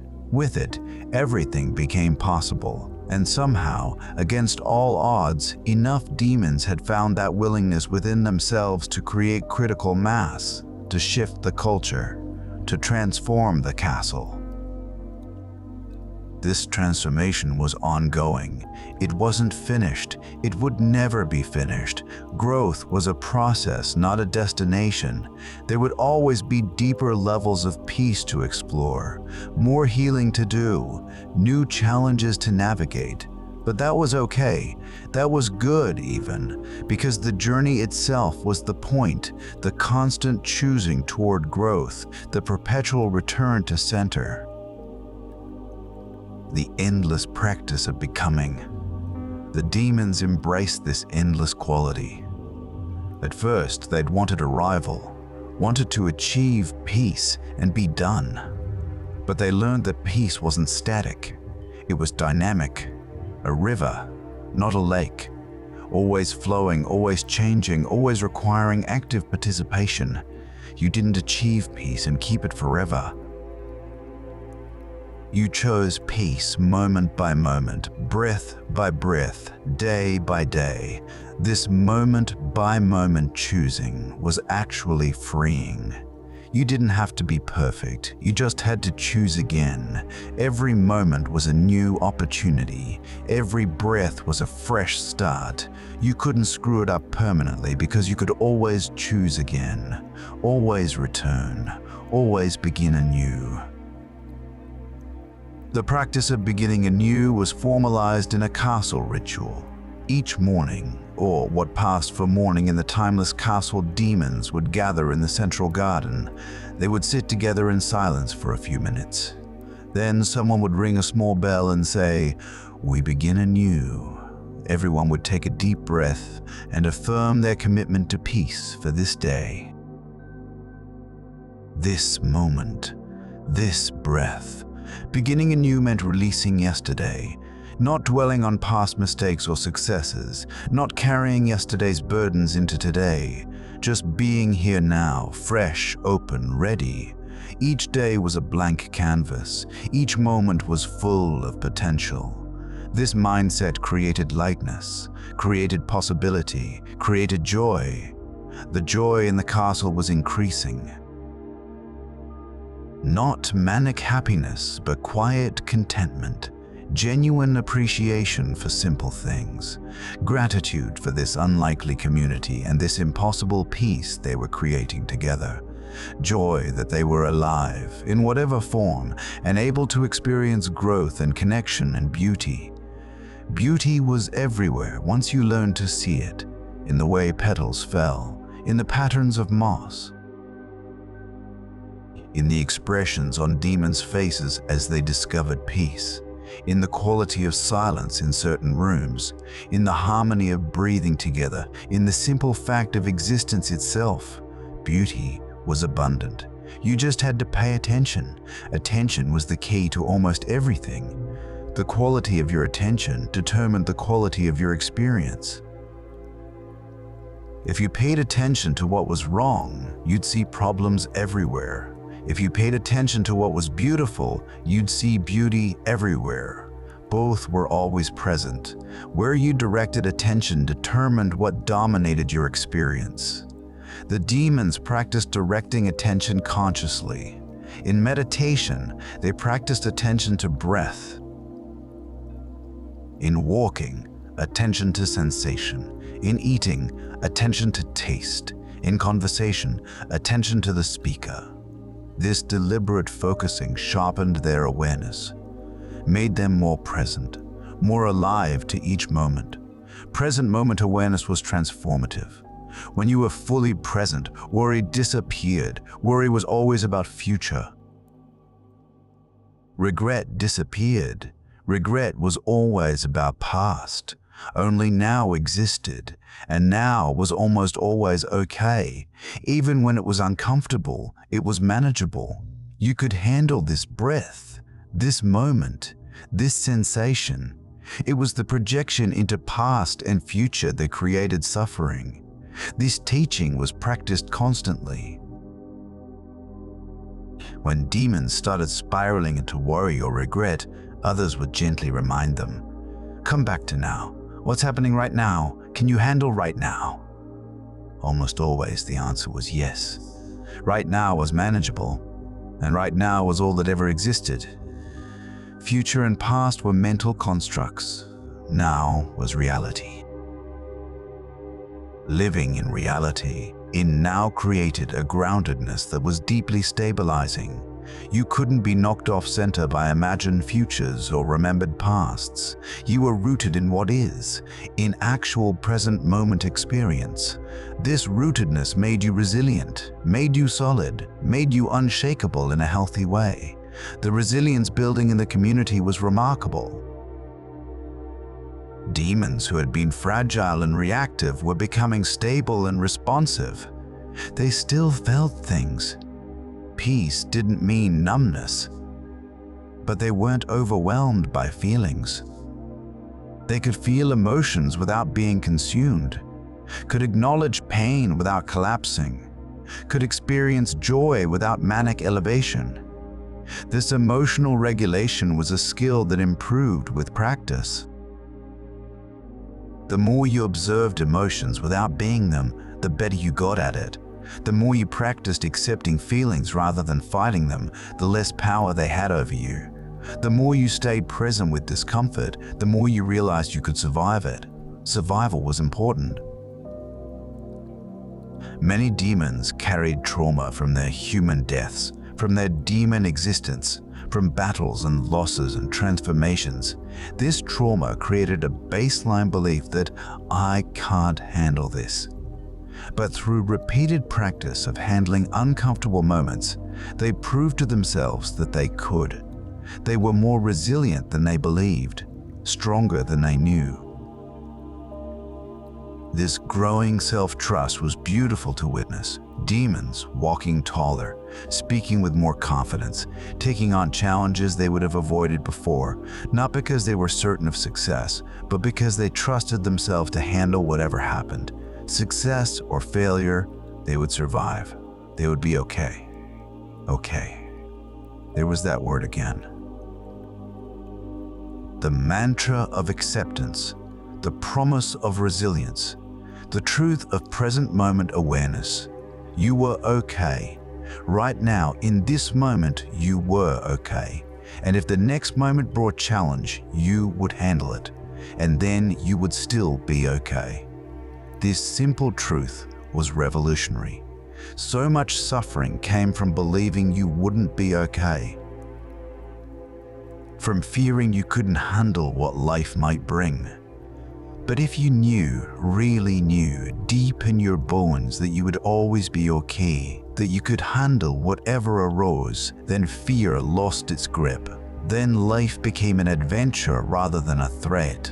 The demons were discovering this adventurous quality to existence. When you weren't consumed by fear or rage, life became interesting, curious, full of potential. What would happen next? Who would you meet? What would you learn? Instead of dreading the unknown, you could welcome it.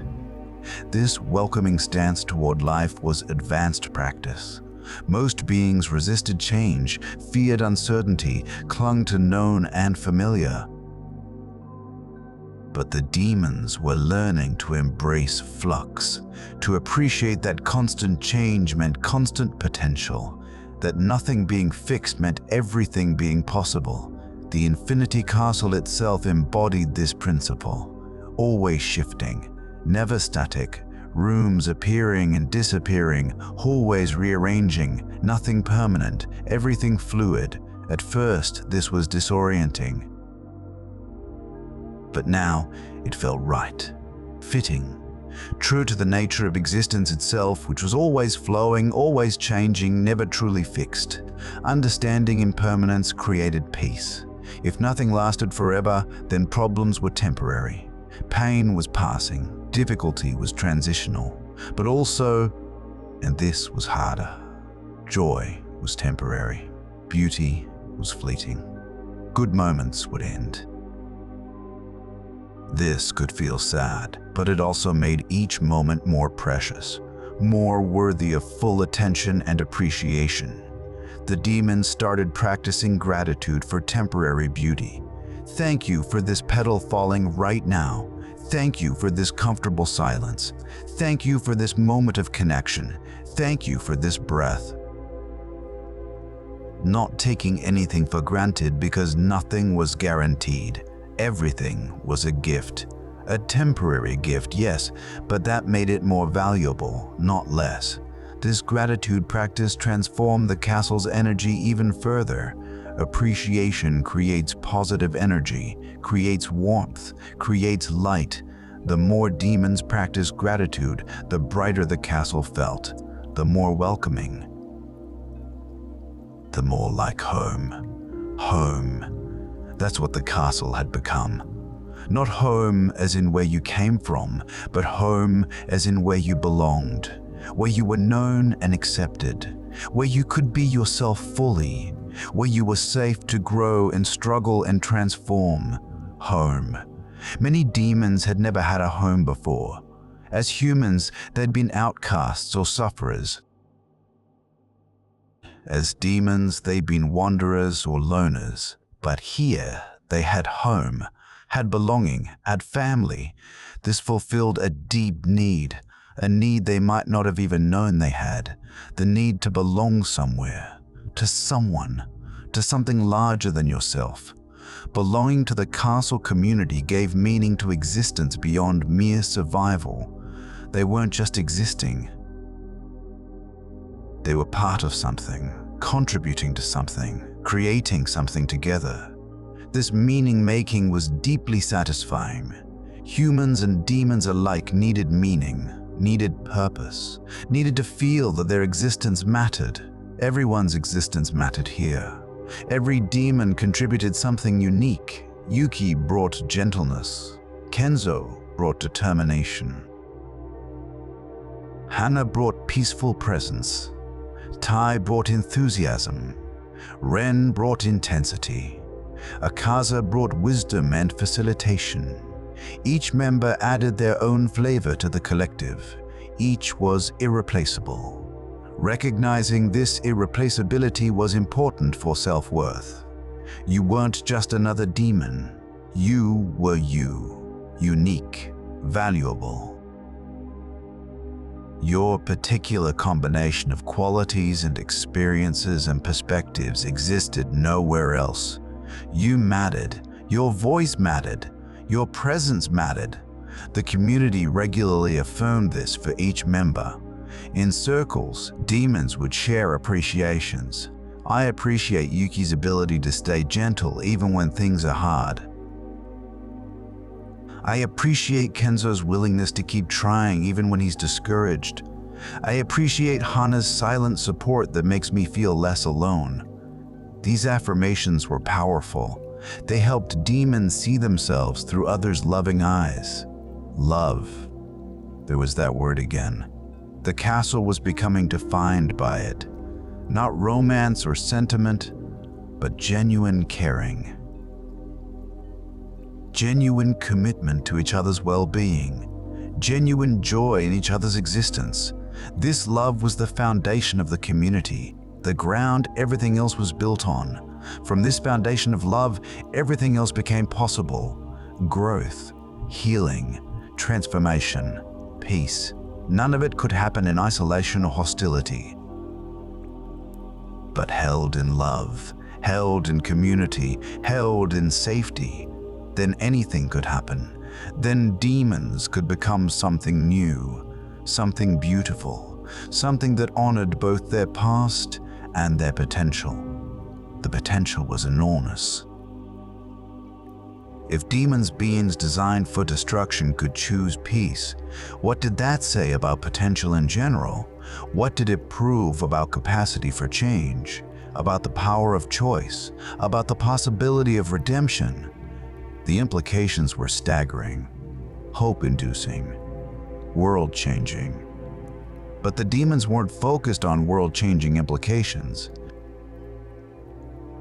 They were focused on the next breath, the next moment, the next choice toward peace.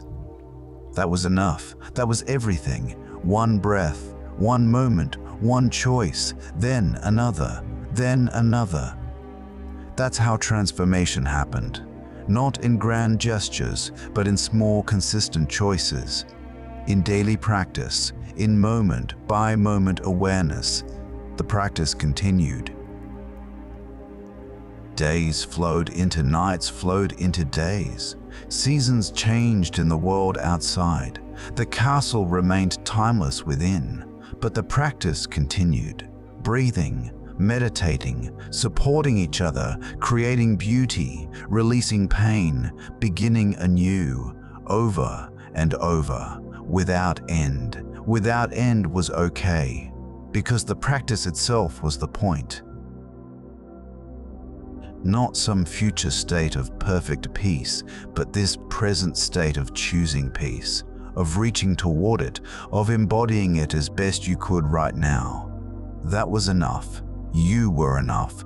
This moment was enough. Enough. Another powerful word. Enough meant you could stop striving, stop proving, stop pushing. You were already enough, already complete, already whole. Not perfect. You would never be perfect, but enough. Adequate, sufficient, valuable exactly as you were. This message of enoughness was repeated constantly in the community because demons, like all beings, struggled with feeling insufficient, not good enough, not peaceful enough, not transformed enough. But the truth was simpler. You were exactly where you were supposed to be on your journey. Exactly enough for this moment, this breath, this choice. The choices continued, each demon choosing peace in their own way, at their own pace, according to their own style. The diversity was beautiful. Some demons were quiet practitioners, some were enthusiastic, some were steady, some were sporadic. All were valid, all were welcome, all were honored. This honoring of individual paths while maintaining collective coherence was delicate but crucial.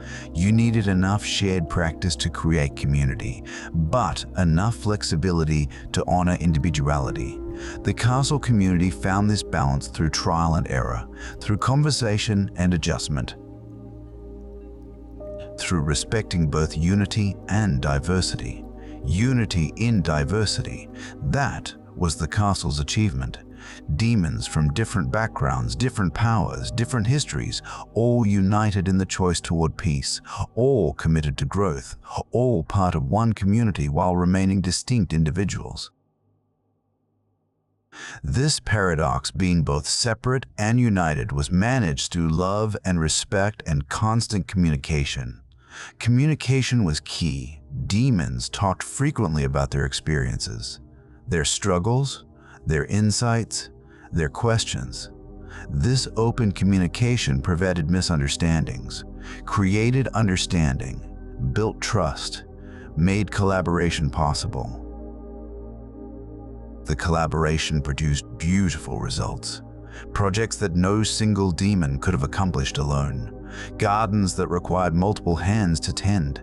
Rooms that needed diverse perspectives to design. Practices that benefited from collective energy. The whole was truly greater than the sum of parts. This collective power was intoxicating, but also humbling. It showed demons that they were better together than apart. That isolation was a loss, not a strength. That vulnerability, the willingness to need others, created connection that made everyone stronger. This was counter to everything they'd been taught as demons. But it was true. And truth had power that exceeded any teaching. Truth-telling became a practice itself. Speaking your truth, living your truth, being authentic rather than performative. This truth-telling required courage, because truth was often uncomfortable, revealing, vulnerable. But it was also liberating. When you lived truthfully, you didn't have to remember lies, didn't have to maintain facades, could just be, just being, always coming back to that. The simplest practice,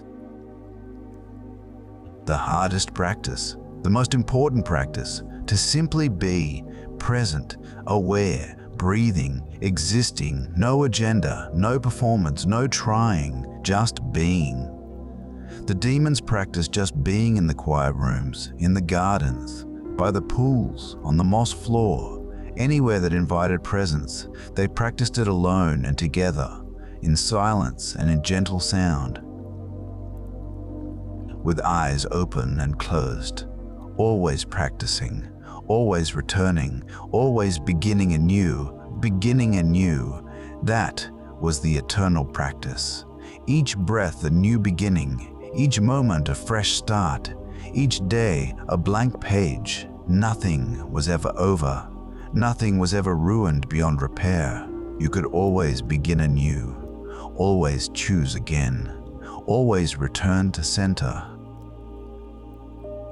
This practice of return was perhaps most important of all, because you would drift, you would forget, you would slip into old patterns. That was guaranteed. But you could also return, could remember, could choose again.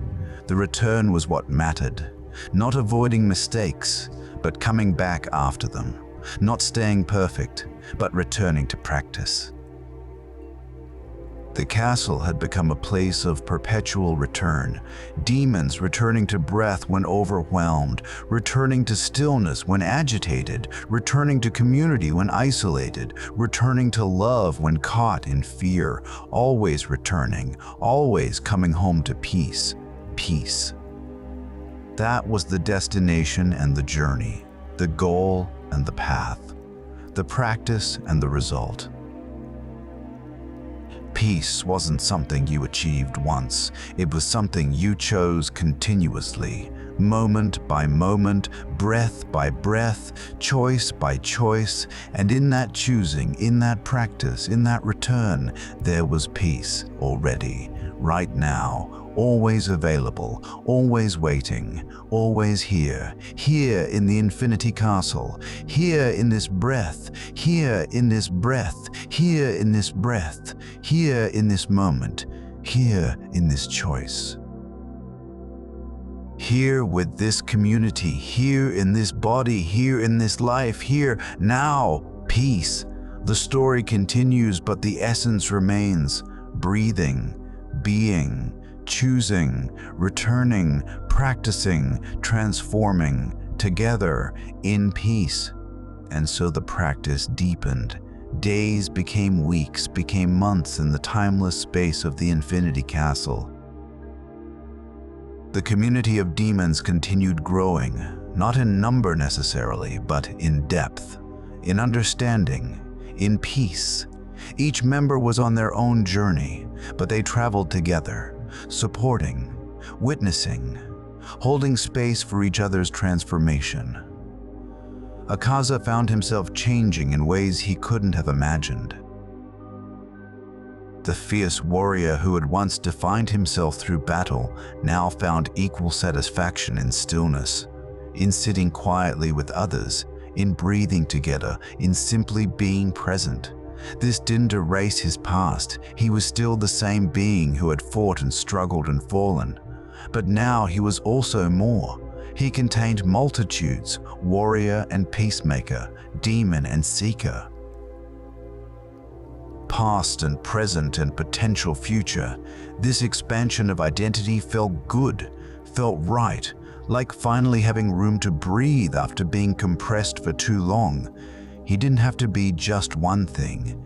He could be many things, complex, contradictory even, human in his capacity for growth, demon in his power, both and neither, something new. The others were experiencing similar expansions. Yuki was discovering strength within her gentleness. Kenzo was finding gentleness within his strength. Hana was adding words to her silence when needed. Tai was learning when intensity served and when softness did. Ren was integrating his warrior nature with his peaceful practice. Each demon was becoming more themselves. More whole, more integrated. Integration was the key word, not rejecting any part of themselves, but bringing all parts into harmony. The violent past and the peaceful present, the demonic nature and the human heart, the individual self and the collective community, all of it integrated, all of it honored, all of it woven together into something complete. This completeness created a deep satisfaction, a sense of rightness, of being exactly where you were supposed to be, doing exactly what you were supposed to do, not because some external authority decreed it, but because it aligned with your deepest self, with your truth, with your path. The castle continued supporting this journey in countless ways. New rooms appeared when they were needed.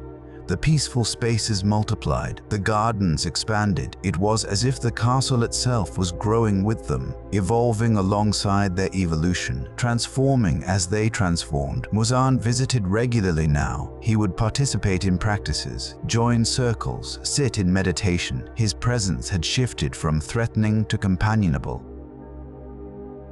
He was learning too. Growing too, softening in ways that seemed impossible for the demon lord. But nothing was impossible anymore, not in this place of transformation. One evening, Muzan gathered everyone in the largest garden. The entire community came, dozens of demons who had found their way to peace.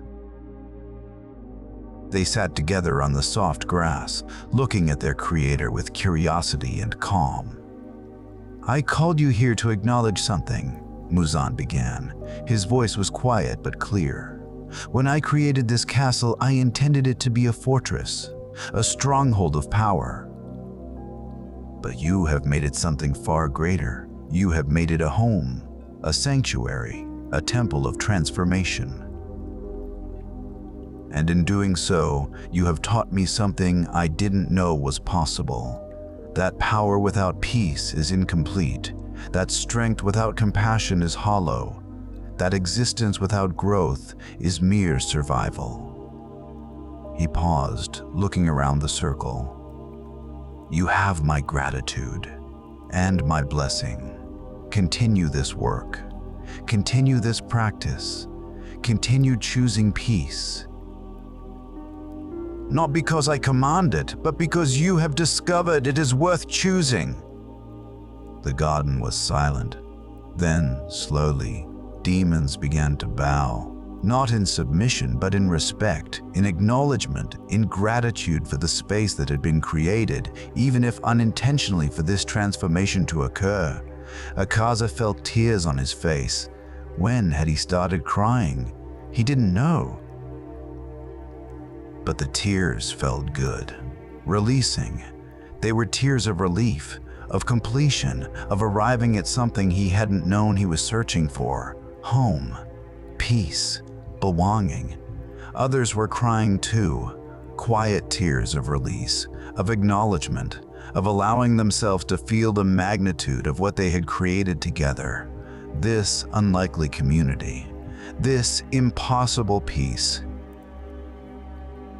This beautiful, strange, sacred space they now shared. The crying turned to laughter, then back to silence.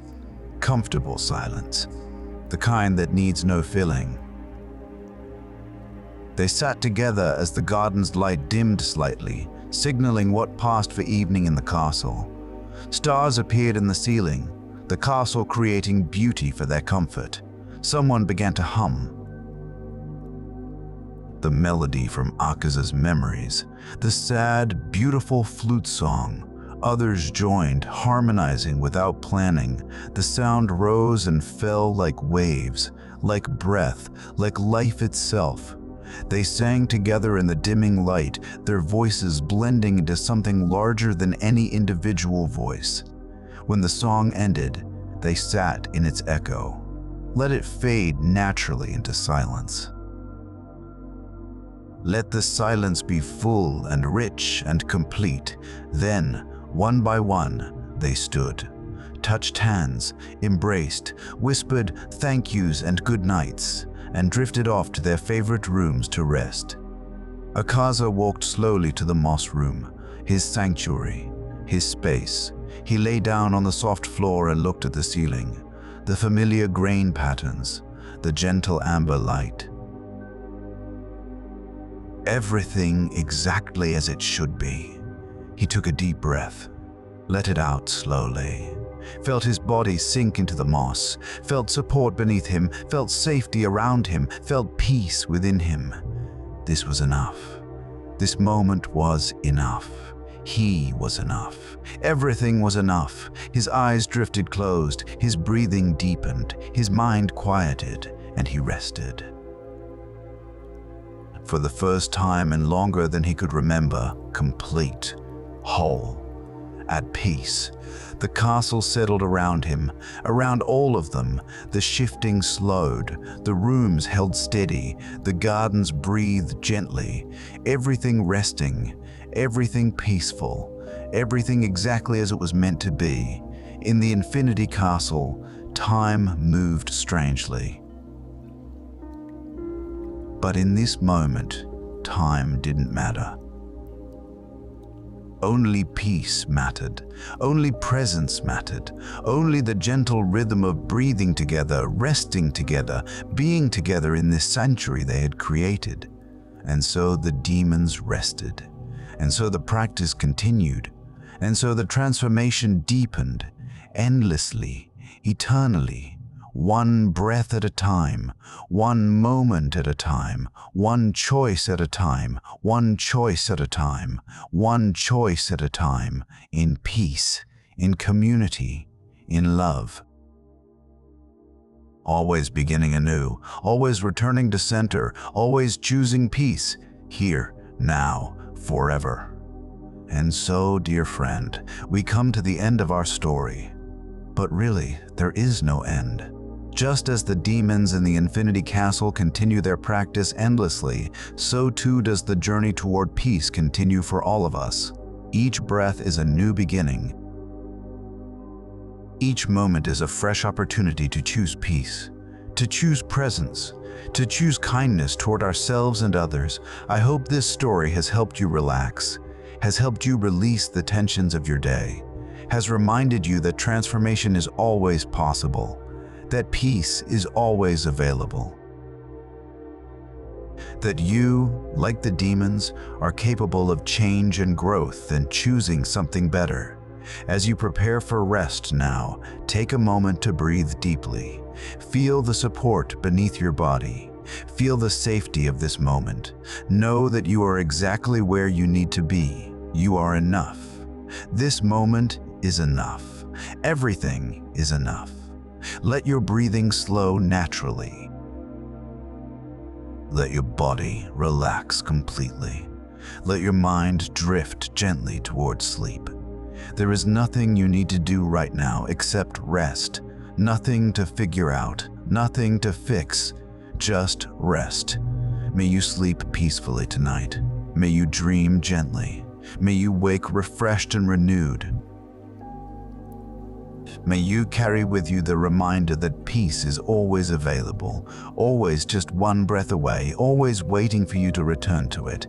Thank you for spending this time with me, for allowing me to share this story with you. Rest well, dear friend. Rest deeply. Rest completely. Good night. Hello there, dear friend. My name is Thomas, and I'm here with you tonight to share a tale that will guide you gently into rest. Tonight's story is inspired by the Infinity Castle arc from Demon Slayer, where heroes face their greatest challenges with courage and determination. Before we begin, I'm curious, what time is it where you are right now?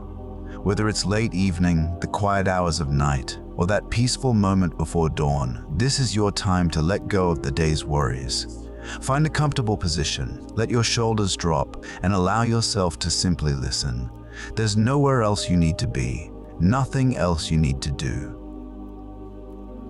Just breathe slowly and let this story carry you to a place of calm. Lanterns floated in the darkness, their warm amber glow casting gentle shadows that danced along walls of polished wood. This was the Infinity Castle, a place both beautiful and strange, where every step echoed softly in the vast emptiness. Tanjiro stood in one of these corridors, his breath steady and calm. His hand rested lightly on the handle of his sword, but there was no tension in his grip. He had learned long ago that true strength came not from force, but from peace within. The checkered pattern of his Hayori moved gently with each breath he took, a rhythm as natural as waves touching shore. Beside him walked Nezuko, his sister, her eyes soft with the pink glow that marked her unique nature. She no longer needed the bamboo muzzle, having conquered the demon's hunger within her. Her presence was calming, like a gentle breeze on a summer evening. Together, they moved through the castle with purpose but without haste, each step measured and deliberate. The castle's architecture seemed to breathe around them. Panels would slide open to reveal moonlit courtyards, then close again with barely a whisper. Staircases appeared and disappeared, leading upward, downward, sideways through impossible geometry. But Tanjiro didn't fight against the castle's nature. He simply observed, accepted, and moved forward with quiet confidence. In another part of the infinite structure, Zenitsu found himself alone in a corridor lined with paper screens. The golden-haired swordsman had changed much since his early days of fear and self-doubt. Now, even in solitude, he stood straight and calm. His breathing was deep and even, the thunder-breathing technique flowing through him as naturally as blood through veins. He could hear everything. The castle's heartbeat, if it had one. The distant footsteps of allies and enemies alike. The rustle of fabric, the creak of wood settling, the whisper of air moving through impossible spaces. But rather than overwhelm him, these sounds created a symphony of awareness. Each sound was simply information, neither good nor bad, just existing in the moment. Zenitsu closed his eyes and took a long, slow breath. He remembered his grandfather's teachings, not the strict lessons of technique, but the gentle wisdom shared during quiet evenings. "Listen to the world," the old man had said, "but don't let it control you. You are the calm at the center of every storm." Zenitsu smiled softly at the memory, feeling gratitude rather than grief. Meanwhile, Inosuke moved through a larger chamber, his boar mask hanging at his side. His face, usually hidden, was now visible, young, handsome, but more importantly, at peace. The wild boy who had fought everything and everyone had learned to find strength in stillness. His muscles were relaxed yet ready, his breathing slow and controlled. The chamber he stood in was vast, with a ceiling that seemed to stretch into infinity. Pillars of dark wood rose like ancient trees, supporting nothing and everything simultaneously.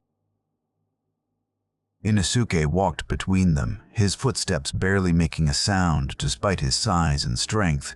He had learned to move like water, flowing rather than crashing. In a distant section of the castle, Gyu Tomioka, the water Hashira, stood facing a wall of shifting panels. His dark blue Hawori hung still, the pattern of red and green diamonds catching the lantern light. His expression was serene, as it always was, but now there was a warmth in his eyes that hadn't been there before. He had finally accepted that he belonged among the Hashira, among friends, among those who cared for him. Gyu's hand moved in a slow, deliberate arc, and water seemed to materialize in the air around him. Not aggressive, not violent, just flowing. The water-breathing forms were meditation made physical, each movement a prayer of gratitude and acceptance. The water swirled gently, catching light, creating rainbows in the dim corridor. The castle continued its silent dance, panels sliding, rooms rearranging, but Gyu remained centered. He thought of Sabito and Makomo, his friends long gone but never forgotten. Instead of pain, the memory brought warmth. They lived on in his techniques, in his kindness, in every person he helped. This thought brought a small smile to his usually stoic face. Elsewhere, Shinobu Kocho moved through a garden that had somehow formed within the castle's impossible interior. Cherry blossoms floated through the air, their petals catching on invisible currents. The insect Hashira paused to watch them fall, each petal a small miracle of beauty and impermanence. Shinobu's purple-tinted Hawori fluttered gently as she walked among the flowers. Her medical knowledge, her precise techniques, her gentle poison, all these were tools, but they didn't define her. Beneath the smile she wore for others, she had finally found genuine peace. The anger that had once driven her had transformed into something softer, something healing. She knelt beside a small stream that ran through the garden, impossibly present in this floating castle. The water was crystal clear, moving slowly over smooth stones. Shinobu cupped her hands and lifted the water, watching it catch the light before letting it flow back to the stream. Everything flows, everything changes, everything finds its path eventually. The castle brought them together gradually, naturally. First, Tanjiro and Nezuko encountered Zenitsu in a corridor lined with windows showing impossible stars. The reunion was quiet, just slight nods and gentle smiles. They didn't need words to communicate their bond. Together, they continued forward, three people moving as one unit, each supporting the others through simple presence. Inosuke found them next, emerging from a side passage with his usual energy, but tempered now with awareness. "Been looking all over," he said, but his voice was calm, almost meditative. The four of them stood together, feeling complete. Whatever challenges lay ahead, they would face them as they always had, together, but each maintaining their own center of calm. The castle seemed to approve of their unity. The panels stopped shifting quite so rapidly. The corridors became clearer, leading them deeper into the structure's heart. They walked in comfortable silence, each lost in their own thoughts, yet somehow connected through shared purpose and mutual trust. As they descended a long staircase, Gyu appeared at the bottom, waiting with his characteristic patience. His presence was like still water, deep and calm. The younger demon slayers bowed respectfully, and Gyu returned the gesture.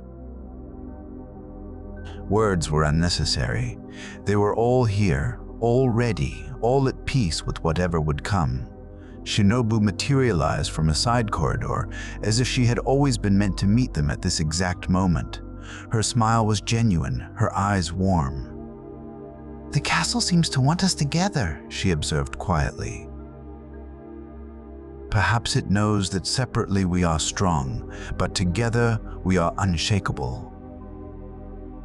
The group continued as one, 6 individuals forming a harmonious whole. Their breathing synchronized unconsciously, deep, slow breaths that filled their lungs completely before releasing gently. This was the breathing that gave them power, but more importantly, it gave them peace. The architecture around them began to shift into something more deliberate. They were being led somewhere, guided by the castle's invisible intelligence. None of them fought against it. They simply walked, observing, accepting, remaining centered in themselves while aware of everything around them. They emerged into a vast chamber, circular and seemingly endless in its vertical dimension. The walls were lined with countless platforms at different heights, connected by bridges and staircases that defied normal physics. Lanterns floated throughout the space like fireflies, their light warm and inviting rather than harsh. At the center of this chamber, standing on a platform suspended in midair, was a figure that radiated an aura of cold beauty. Upper Moon 2, Doma, stood with his arms spread wide in welcome, his rainbow-colored eyes reflecting the lantern light in mesmerizing patterns. His smile was wide, seemingly friendly, but there was an emptiness behind it. "Welcome, welcome," Doma's voice echoed through the chamber, cheerful yet hollow. "I've been waiting for guests. This castle can be so lonely, you know. All these rooms, all these corridors, and so rarely does anyone come to visit." The demon slayer stood their ground, calm and centered. Shinobu stepped forward slightly, her expression unchanged. "We're not here as guests," she said softly, her voice carrying easily through the vast space. "We're here to end your existence." Doma laughed, a sound like wind chimes in an empty room. "So serious, but that's all right. I appreciate dedication." "Shall we make this interesting? Shall we make this beautiful?" He gestured grandly, and ice began to form in the air around him, crystallizing into intricate patterns of breathtaking complexity. The temperature dropped immediately, but the demon slayers didn't shiver. Their breathing techniques kept their bodies warm, their minds clear. Tanjiro's hand went to his sword, but the movement was smooth, almost lazy. There was no rush, no panic, just readiness. Shinobu moved first, her speed incredible yet appearing almost graceful, like a dancer rather than a fighter. She closed the distance to Doma in heartbeats, her blade flashing in the lantern light. But Doma was fast too, his golden fans appearing in his hands to deflect her strikes with minimal effort. "Beautiful technique," Doma commented, still smiling. "So precise, so calculated. But I wonder, do you enjoy fighting, or is it just another task to complete?" His fan swept through the air, creating waves of ice particles that sparkled like diamonds. Shinobu didn't answer with words. Instead, she demonstrated her conviction through movement. Each strike was purposeful but not aggressive. Each dodge was efficient but not desperate. She fought with the calmness of someone who had already made peace with every possible outcome. Tanjiro and the others spread out, taking positions around the chamber. They didn't rush to assist Shinobu. They trusted her strength, her skill, her judgment. Instead, they observed, learned, waited for the moment when their intervention would be most effective. Nezuko watched with particular intensity. She understood Doma in ways the others couldn't. She had been a demon once, had felt that emptiness, that disconnection from human feeling. But she had found her way back, had rediscovered the warmth of emotion. Doma, she realized, had never known that warmth at all. The battle continued, a dance of blade and fan, poison and ice. Shinobu's movements were hypnotic in their precision. Each attack flowed into the next, creating patterns as complex as the ice crystals Doma generated. The sound of steel on metal rang through the chamber like bells, rhythmic and strangely peaceful. Doma's ice spread throughout the chamber, covering platforms and bridges in frost that glittered beautifully. His blood demon art created sculptures of frozen lotus flowers, each one deadly but undeniably artistic. "Isn't it magnificent?" he asked, genuinely seeming to believe it. Ice preserves beauty forever, keeps it from decay, from the messy business of aging and dying. "That's not preservation," Shinobu replied, her voice steady despite the intense combat. "That's stagnation. True beauty exists because it's temporary, because it changes, because it lives." Her blade found an opening, delivering a dose of wisteria poison directly into Doma's system. The demon's smile finally faltered, just for a moment. Pain flickered across his features, quickly hidden. "Interesting," he said, his voice slightly strained. "You've hurt me. Not many can say that. Tell me, do you feel satisfaction? Pride? Or is it just empty?" "I feel purpose," Shinobu answered simply. "That's more than enough." Tanjiro moved then, his sword singing as it left its sheath. The blade caught the light, the black metal seeming to absorb and reflect simultaneously. He didn't charge wildly. Instead, he moved with deliberate grace, each step calculated to bring him to exactly where he needed to be. His Hinokami Kagura flowed like water, like fire, like breath itself. The dance of the fire god was ancient beyond measure, passed down through generations, each movement perfect in its simplicity. Tanjiro's blade traced arcs of light through the air, beautiful and deadly, purposeful and calm. Doma engaged with him, fans moving in intricate patterns to create walls of ice. But Tanjiro's flames, spiritual rather than physical, cut through the cold. Heat met cold. Red met blue, but neither with violence. More like two natural forces meeting, neither good nor evil, just existing in their own truth. "Your technique is old," Doma observed, dodging and striking simultaneously. "I can feel its history." "But why cling to the past? Why not embrace something new?" His eyes formed into the shape of his own figure, creating clones that attacked from multiple angles. "The past isn't something to cling to," Tanjiro replied, his breathing steady even mid-combat. "It's something to honor, to learn from, to carry forward. These movements connect me to everyone who came before, everyone who struggled and survived. I'm not alone in this fight. I never have been." Zenitsu joined the battle next, his movement a single perfect thunderbolt. Thunder breathing, first form, thunderclap and flash. The speed was incomprehensible, Zenitsu appearing to teleport rather than run. His blade struck true, cutting through one of Doma's ice clones before the demon could react. But Zenitsu didn't continue the aggressive assault. Instead, he retreated just as quickly, returning to a position of readiness. His breathing was elevated slightly from the exertion, but still controlled, still centered. He had learned that true strength wasn't about constant aggression. It was about knowing when to strike and when to wait. Inosuke entered the fray with a roar that was more enthusiasm than rage. His dual blades created a whirlwind of steel, his beast-breathing technique perfectly suited to his instinctive fighting style. But beneath the wild exterior, there was calculation. Inosuke had learned to think while fighting, to adapt, to recognize patterns and exploit them. Doma found himself surrounded, engaged on all sides by skilled fighters who worked together without needing to communicate verbally. Their coordination was natural, born from shared experience and mutual trust.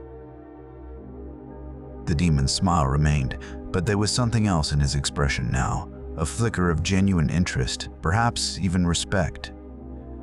"You all fight so beautifully together," Doma said, creating a massive ice sculpture that resembled a lotus flower in full bloom. "It's almost a shame that it has to end." "But I suppose all beautiful things must end, mustn't they? That's what makes them beautiful," you said. He directed this last question to Shinobu. "Yes," she confirmed, appearing beside him with impossible speed. "All things end. That's why we make each moment count." Her blade struck again, delivering more poison, weakening him further. Gyu had been observing, waiting, his water-breathing forms ready but not deployed. Now he moved, and when he did, it was with the force of an ocean wave. His blade seemed to flow through the air, water appearing to trail behind it in impossible arcs and curves. Dead calm. The 11th form of water breathing. A defensive technique that turned into devastating offense. Gyu's blade moved in patterns so perfect, so precise, that they created an impenetrable barrier that simultaneously counterattacked. Every one of Doma's ice projectiles was deflected or destroyed, each attack turned back on its creator. The Upper Moon demon found himself being pushed back, his movements becoming more defensive. The poison in his system was spreading, Shinobu's carefully calculated doses accumulating. The coordinated attacks from multiple skilled fighters were overwhelming even his considerable abilities. But Doma laughed, genuine amusement in his voice. "This is wonderful. I haven't felt this much ever, I suppose." Pain, challenge, the thrill of possibly losing, these are new experiences for me. Thank you for this gift. His ice expanded outward in all directions, forcing the fighters to retreat temporarily. In that moment of reprieve, the demon slayers regrouped. They didn't speak, but understanding passed between them through glances and slight nods. The battle was reaching its crucial phase. Victory was possible, but it would require perfect timing, absolute trust, and unwavering determination. Nezuko stepped forward, her pink eyes glowing brighter. She had been holding back, waiting for the right moment. Now, she unleashed her blood demon art, explosive blood that burned with purifying fire. The flames spread across Doma's ice, not melting it, but transforming it, cleansing it of the demon's influence. Doma's eyes widened slightly, the first genuine surprise he had shown. A demon helping demon slayers destroy another demon. How delightfully contradictory. "Tell me, little one, do you remember what it's like? The hunger, the emptiness, or have you truly left that behind?" Nezuko didn't answer verbally. She couldn't, having given up speech long ago. But her eyes spoke volumes. She remembered everything, the pain of transformation, the struggle against her nature, the slow reclamation of her humanity. And that memory fueled her strength, not with anger, but with compassion. She fought not from hatred, but from love. Love for her brother, for her friends, for the humanity that Doma had abandoned or perhaps never possessed. The coordinated final assault began like a carefully choreographed dance. Each fighter moved to their position, their breathing synchronized, their hearts beating as one. This was the culmination of all their training, all their experiences, all their growth. Tanjiro led with Hinokami Kagura, his blade creating spiraling patterns of flame. Zenitsu followed with thunder breathing, his speed adding a second layer to the attack.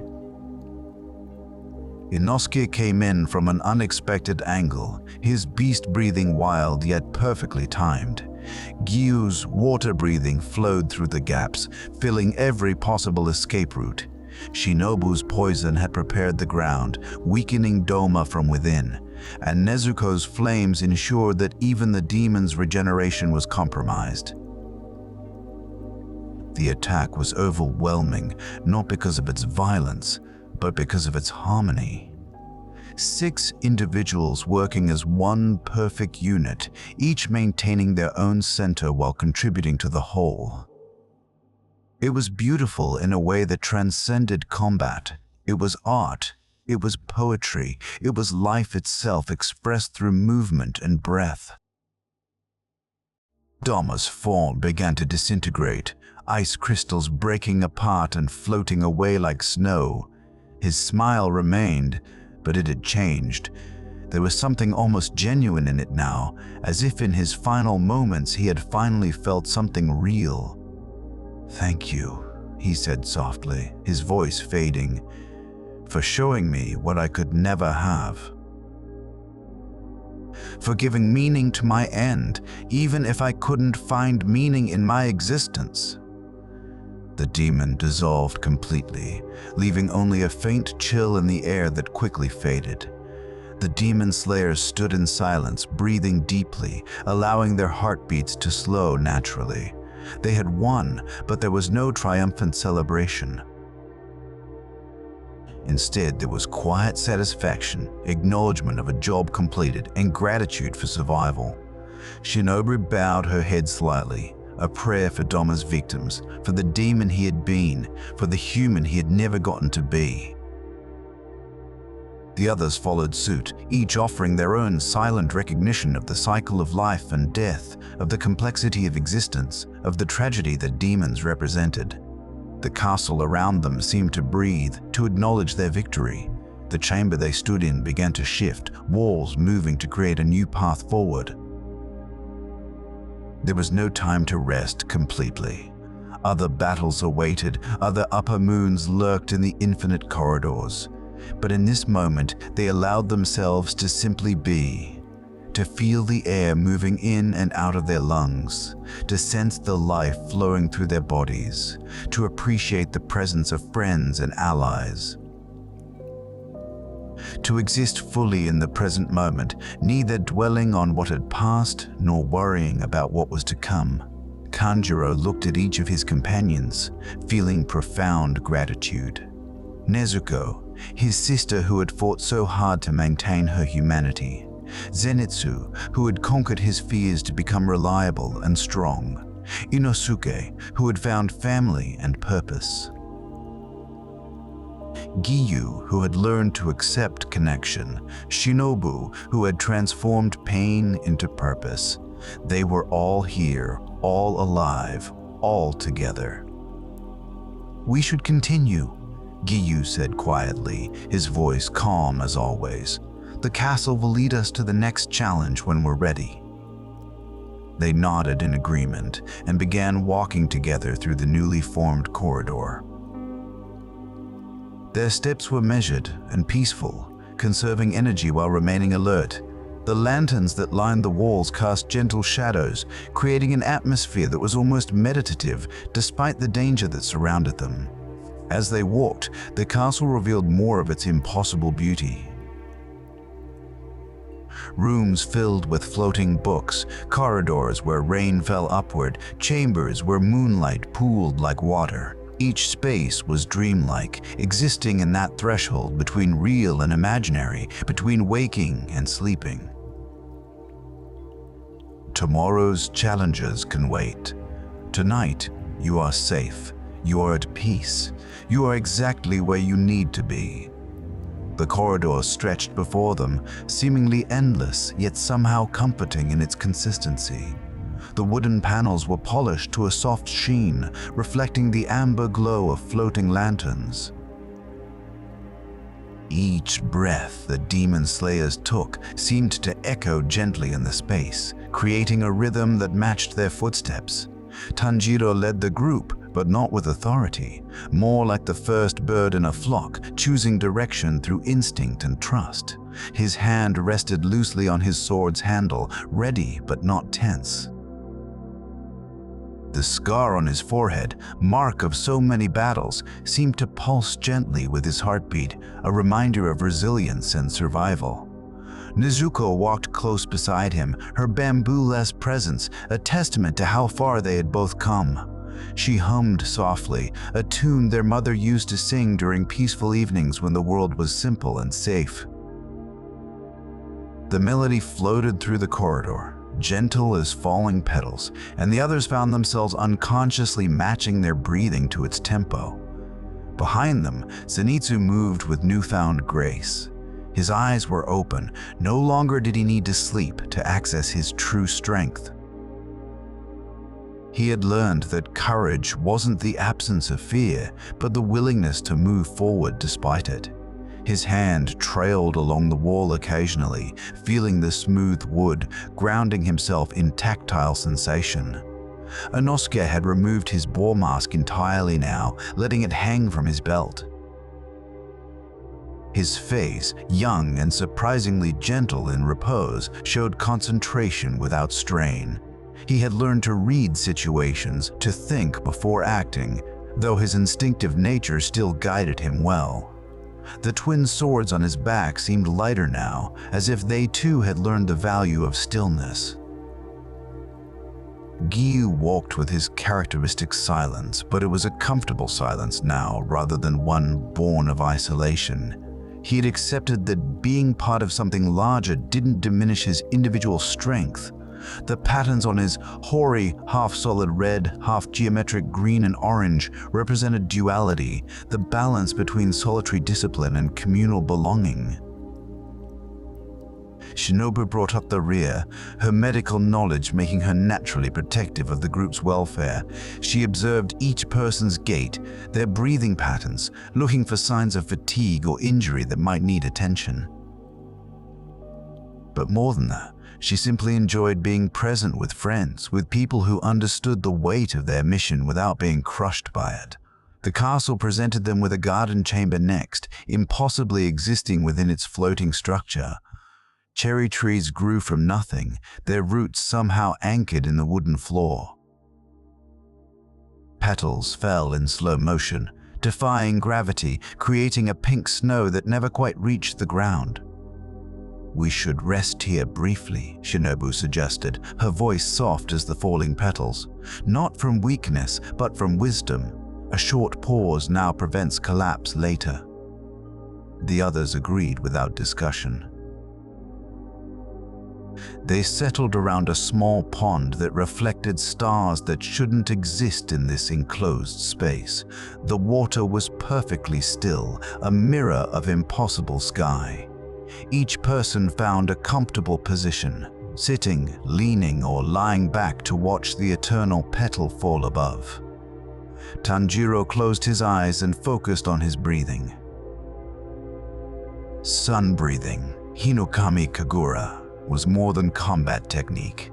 It was meditation, it was prayer, it was connection to every ancestor who had performed these same forms under real sun and real sky. With each inhale, he drew in peace. With each exhale, he released worry. Nezuko sat beside the pond, trailing her fingers through the water. The ripples spread outward in perfect circles, expanding and disappearing and being replaced by new ones. Everything in motion, everything temporary, everything exactly as it should be. She watched the patterns with the simple joy of a child, uncomplicated by overthinking. Zenitsu lay back, staring up at the falling petals. His enhanced hearing picked up everything. The whisper of petals through air, the breathing of his companions, the distant creaking of the castle's impossible architecture. But instead of overwhelming him, these sounds created a symphony of existence. He was part of it, neither more nor less important than any other note. Inosuke sat cross-legged, practicing a meditation technique Tanjiro had taught him. It felt strange at first, being still when his nature screamed for movement.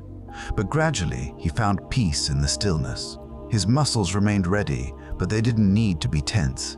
His mind stayed alert, but it didn't need to race. He existed in perfect balance between action and rest. Gyu stood rather than sat, but his posture was relaxed. He performed the first form of water breathing in slow motion, so slow it barely qualified as movement. Each position flowed into the next like honey pouring, continuous and inevitable. This was kata, not as practice, but as moving meditation, body and breath and mind unified. Shinobu prepared tea, though where she found the materials in this strange place was a mystery no one questioned. The process of tea making was itself calming, heating water to the perfect temperature, measuring leaves with precision, pouring with steady hands. The aroma that rose from the cups was floral and earthy, grounding them all in the present moment. They passed the tea around, each person receiving it with a slight bow of gratitude. The liquid was warm but not hot, soothing throats that had been dried by combat and breathing techniques. No one spoke. Words would have been unnecessary and perhaps even intrusive in this moment of shared peace. Time in the garden chamber moved differently, or perhaps they simply stopped tracking it. Minutes could have been hours, hours could have been minutes. It didn't matter. They were present, they were together, they were at peace. This moment was enough. Eventually, without discussion, they all stood simultaneously. The rest was complete. Their bodies had recovered what they needed. Their minds had found the calm required for what lay ahead. The castle seemed to sense their readiness, and a new path opened at the garden's far end. This corridor was different from the others. The walls were lined with mirrors, each reflecting not the present but possibilities, versions of themselves that could have been, might be, or would never exist. Tanjiro saw himself as a charcoal seller still, living a simple life untouched by tragedy. Nezuko saw her human self unmarked by demon blood. But rather than cause pain, these reflections brought acceptance. These paths not taken, these versions not lived. They were neither better nor worse than the reality they inhabited. Every choice, every circumstance, every moment of pain or joy had led them to exactly where they were. And where they were, together and purposeful, was exactly right. The mirrors gradually gave way to plain walls again, and the corridor opened into another vast chamber. This one was different from where they had fought Doma. It had a more formal quality, almost throne room-like in its architecture. Pillars rose at regular intervals, each carved with intricate patterns that seemed to tell stories without words. At the far end of the chamber, seated in a meditation pose on a raised platform, was a figure that radiated power of an entirely different quality than Doma's cold beauty. This was Upper Moon One, Kokushibo, and his presence filled the space like deep water fills a well, silent, heavy absolute. The demon's 6 eyes opened slowly, vertically aligned in pairs, each one glowing with the yellow intensity of a predator in darkness. His face was marked with flame-like patterns, and multiple katanas were sheathed at his side. When he stood, the movement was economical, wasting no energy, revealing centuries of martial discipline. Demon Slayers. Kokushibo's voice was deep, resonant, not unkind but utterly serious. You have come far. You have defeated Doma. This shows capability, coordination, resolve. But I am not Doma. I do not play with opponents. I do not seek entertainment. I am a warrior, and I treat combat with the respect it deserves. The Demon Slayers spread out automatically, taking positions they had not consciously planned, but that emerged from deep understanding of each other's strengths and styles. Yet there was no rush to engage. They observed, assessed, breathed deeply, and maintained their centers. Giyu stepped forward slightly, as the most senior Hashira present. "We respect your strength," he said quietly, "and we honor your dedication to your art. But the path you walk leads only to emptiness. We've seen it. Demons cannot truly grow, cannot truly evolve. You are trapped in amber, unchanged and unchanging, while we continue to learn, to adapt, to become more than we were." Kokushibo's expression didn't change, but something flickered in his multiple eyes. Recognition, perhaps, or old pain revisited. "You speak of growth," he said. "But what is growth but acknowledgement of previous weakness?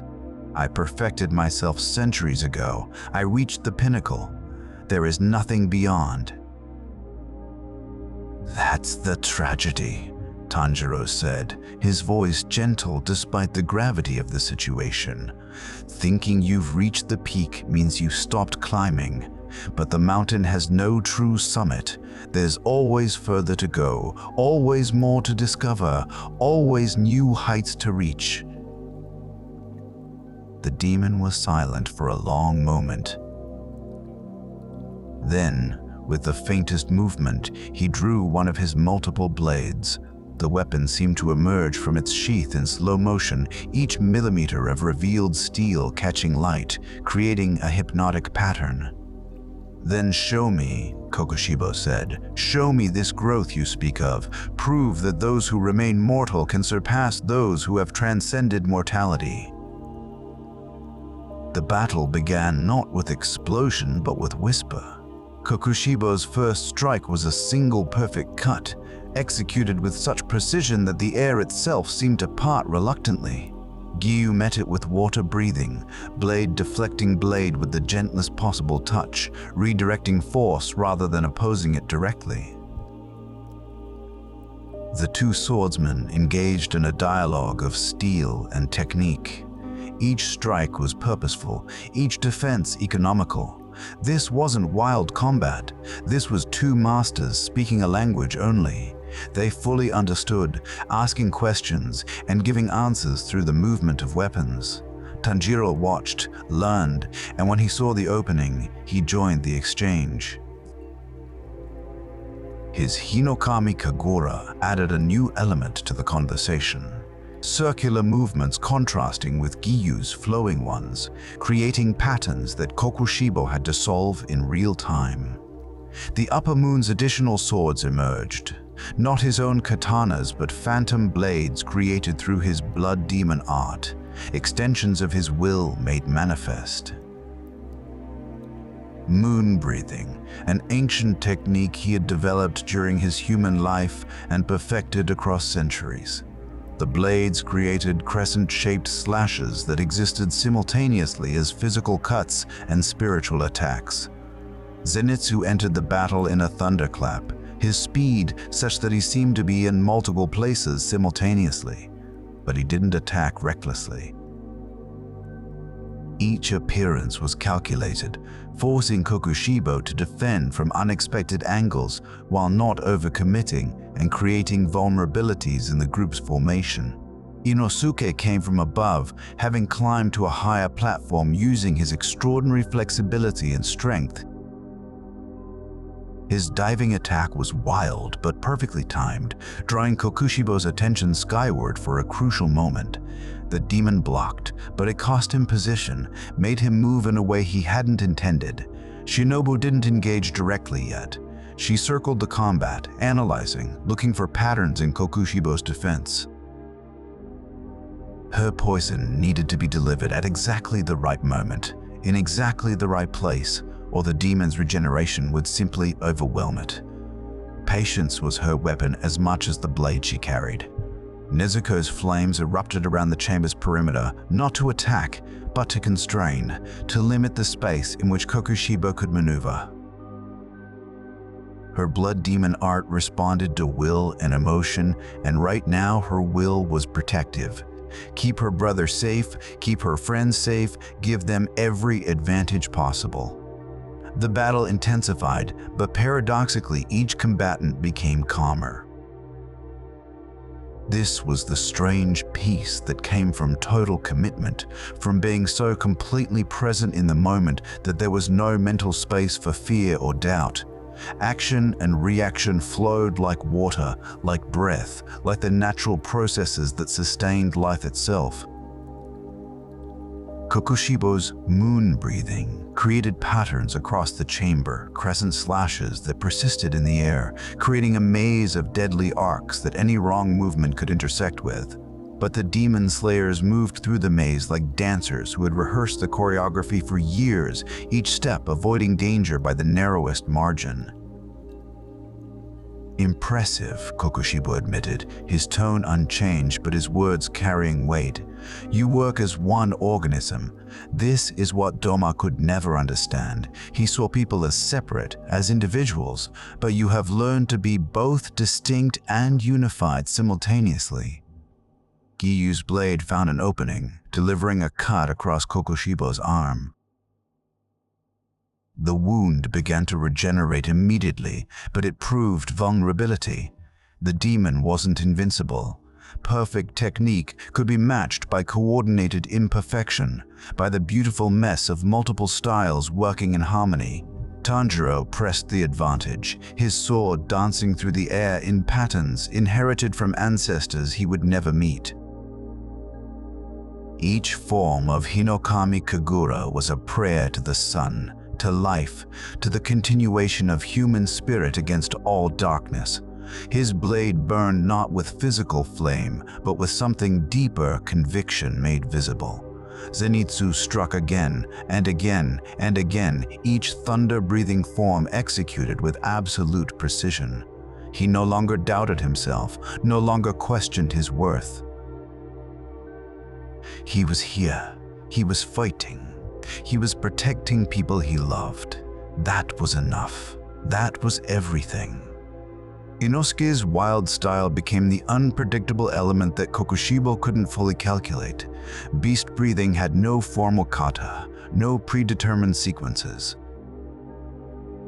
It was pure instinct, refined through experience, impossible to predict because it emerged fresh in each moment, responsive to circumstances rather than adherent to structure. Shinobu saw her moment. In the split second when Kokushibo was fully engaged with blocking Tanjiro's overhead strike, she moved. Her speed was absolute, her precision microscopic.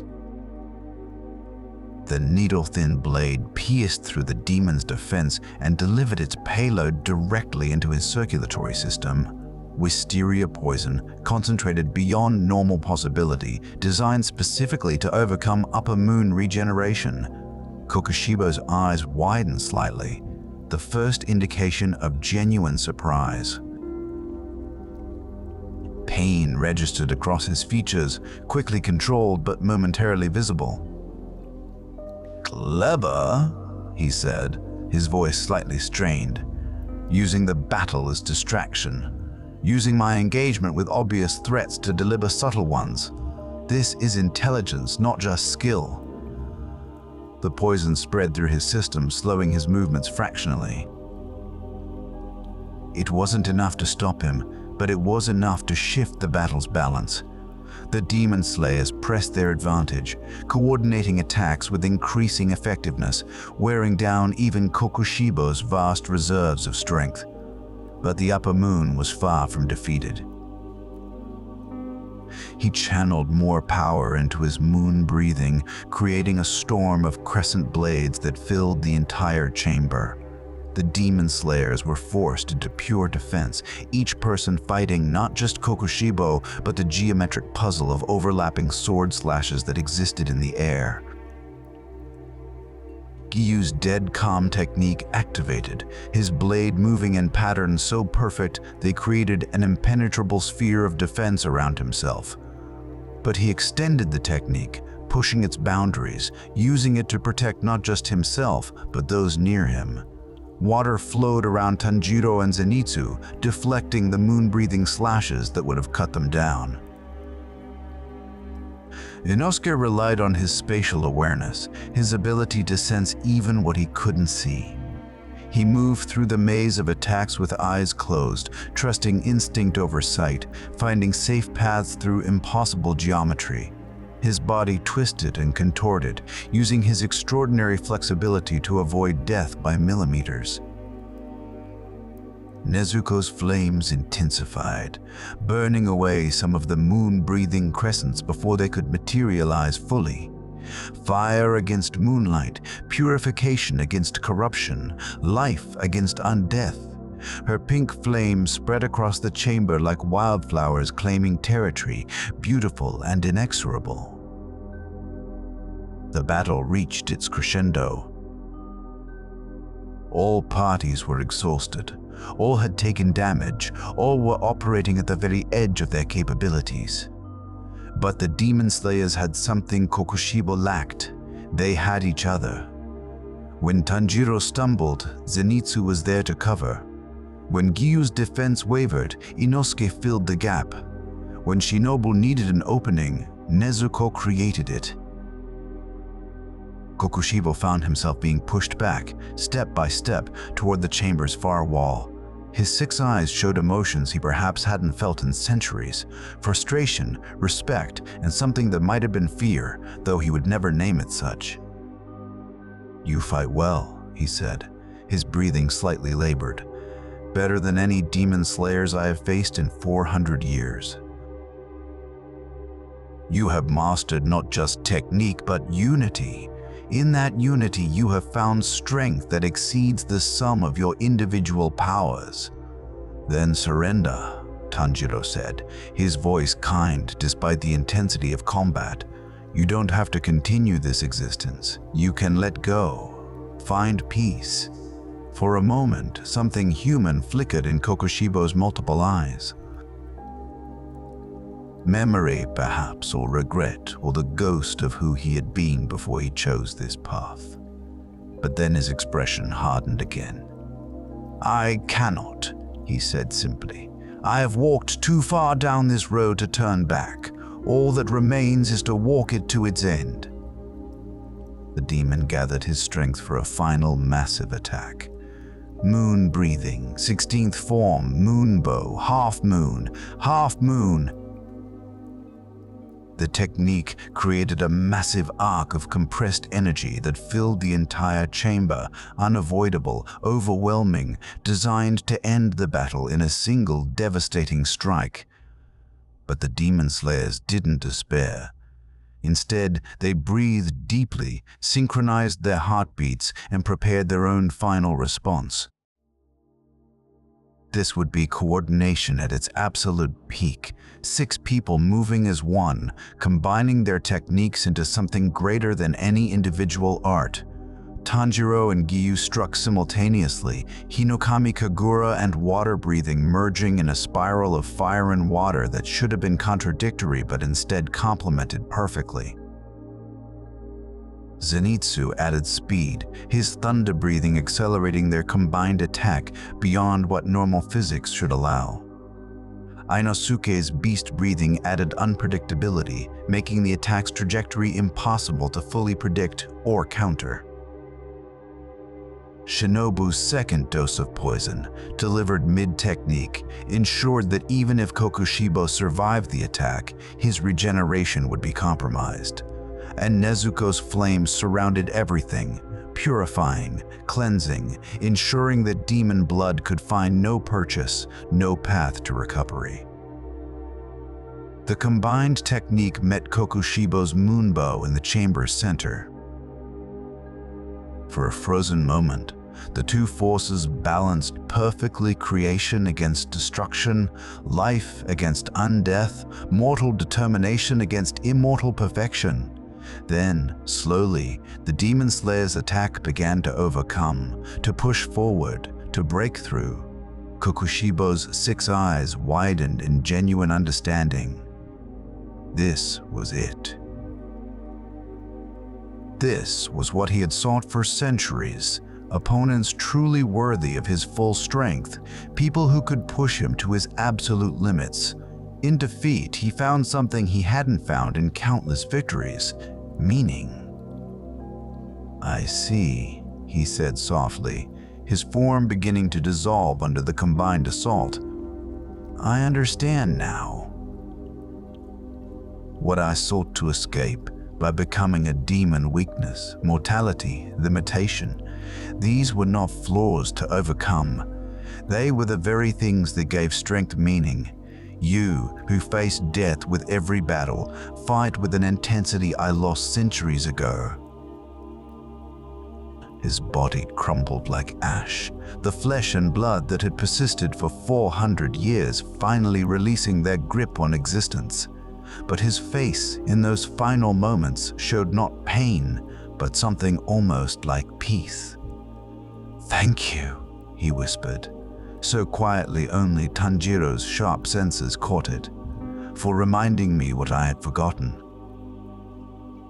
Then he was gone, leaving only silence and the faint smell of wisteria in the air. The demon slayer stood motionless for a long moment, breathing heavily, their combined technique dispersing into harmless light and shadow. They had won. They had defeated Upper Moon 1, one of the most powerful demons in existence. But they felt no triumph, only quiet satisfaction and profound exhaustion. They had done what needed to be done, nothing more, nothing less. Shinobu immediately began checking everyone for injuries. Cuts were sealed with medical supplies she produced from seemingly nowhere. Sprains were wrapped, poisons were counteracted, exhaustion was acknowledged and addressed. She worked efficiently but gently, her hands steady despite her own fatigue. Gyu sat down slowly, his normally perfect posture showing signs of the battle's toll. But his expression was calm, accepting. They had survived. They had succeeded. That was enough. Tomorrow would bring new challenges, but tomorrow wasn't here yet. Tanjiro helped Nezuko sit, ensuring his sister was all right. She nodded tiredly but smiled, her pink eyes full of warmth. She had fought alongside them, protected them, been part of their victory. Her humanity was secure, her place in the group undisputed. Zenitsu lay flat on his back, staring at the chamber's ceiling with something like wonder. He had done it. They had done it. They had done it. Not through reckless bravery, but through skill, coordination, and trust. His grandfather would be proud, wherever the old man's spirit watched from. Inosuke removed his boar mask entirely, setting it aside. His face, young and surprisingly gentle, showed satisfaction. He had found his pack, his family, people who accepted his wild nature while teaching him discipline. This was belonging. This was home. The castle shifted around them again, acknowledging their victory. But this time, instead of opening a new path forward, it created a space for rest. A chamber formed, comfortable and secure, with soft surfaces for sleeping and gentle light that didn't strain exhausted eyes. "We should rest properly now," Gyu said quietly.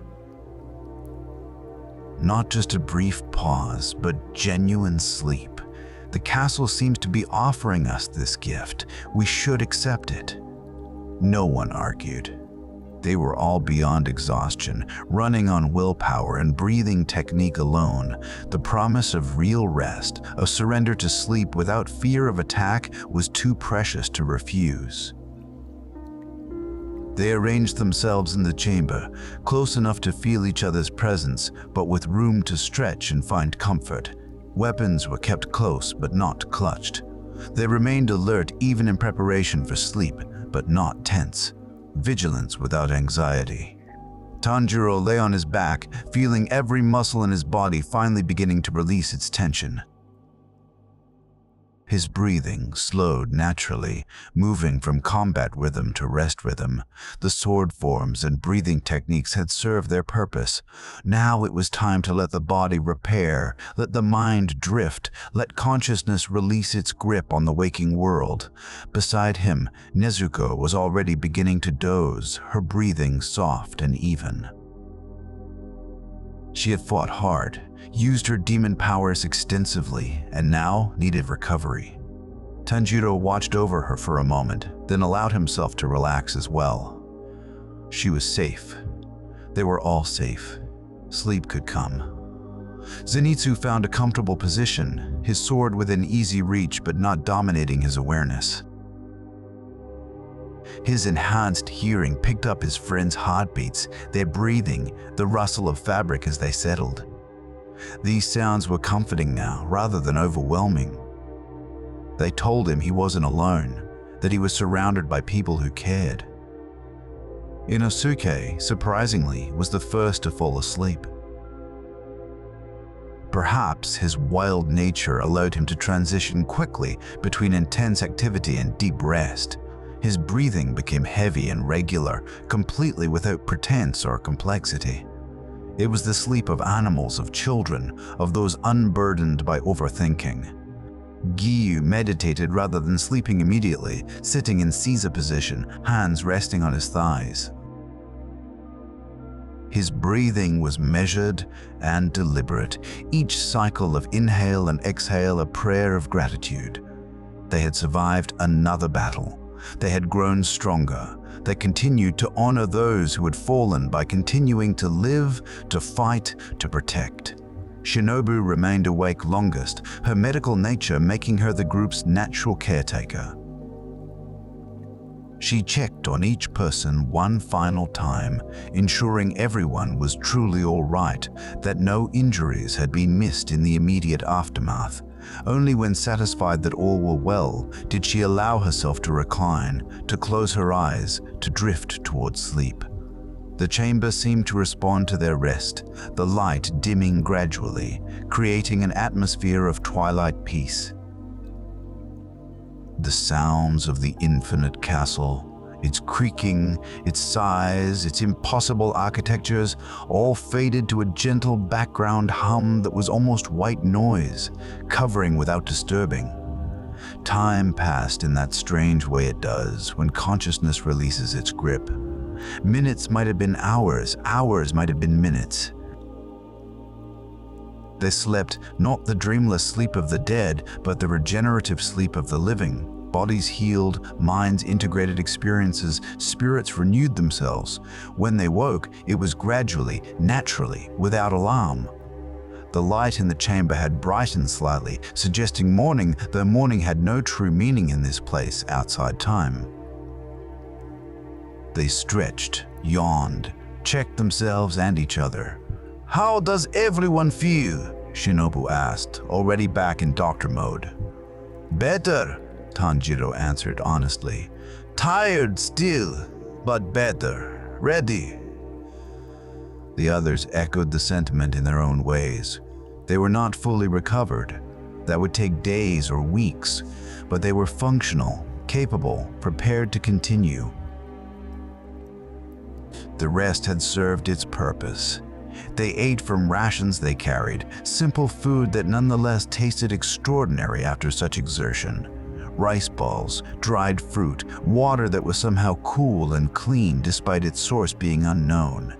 The act of eating together, of providing the body with fuel, was another form of meditation, another moment of presence. As they finished, the castle presented them with a new path. This one was wider, grander, clearly leading somewhere significant. The final confrontation was approaching. They could all feel it, that sense of narrative conclusion, of destiny converging. But they didn't rush toward it. They gathered their equipment methodically, checked their weapons, adjusted their clothing. Each small action was performed with care and attention.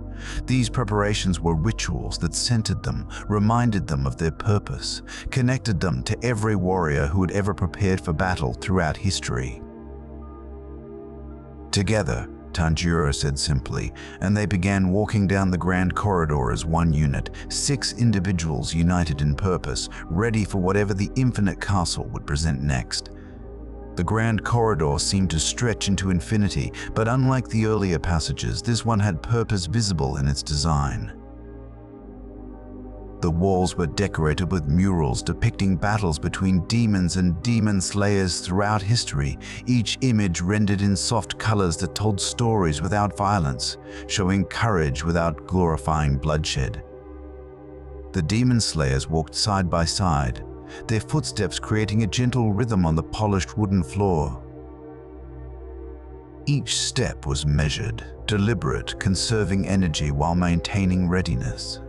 They had learned through experience that rushing toward destiny only led to arriving exhausted. Tanjiro noticed the murals showed patterns, cycles of struggle and peace, darkness and light, loss and renewal. History wasn't a straight line but a spiral, revisiting similar themes at different scales, each iteration offering new opportunities for growth and understanding. This thought brought him comfort rather than despair. Nezuko reached out to touch one of the murals gently, her fingers tracing the outline of a demon slayer from centuries past. That warrior had fought, had struggled, had probably been afraid just as she was afraid, but they had continued anyway, had done what needed to be done. Their courage echoed forward through time, inspiring all who came after. The corridor opened into a chamber unlike any they had seen before. It was vast beyond comprehension, with a ceiling that disappeared into darkness above, and a floor that seemed solid but reflected like still water. In the center, suspended in the air by no visible means, was a platform, and on that platform sat the one they had come to face. Muzan Kibutsuji, the Demon King, the source of all demon blood, the 1,000-year curse made flesh. His appearance was almost mundane. A man in fine clothing, handsome in a cold way, unremarkable except for his eyes which held depths of cruelty and pain in equal measure. "So you've arrived," Muzan said, his voice neither loud nor soft, simply present. "You've defeated my upper moons, you've proven yourselves capable, but capability and victory are not the same thing. I am not like Doma with his hollow emotions, or Kokushibo with his warrior's pride. I am survival itself, the will to continue existing no matter the cost."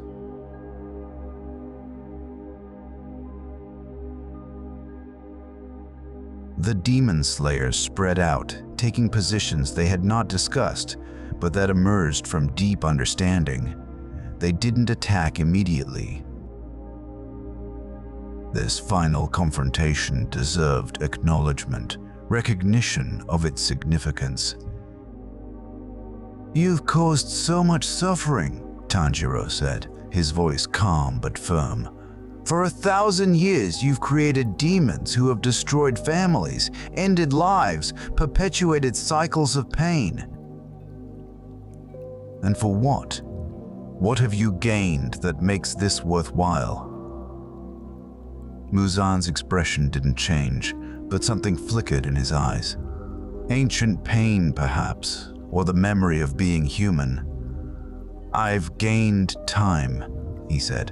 "I've gained existence. I refuse to die, to fade, to be forgotten."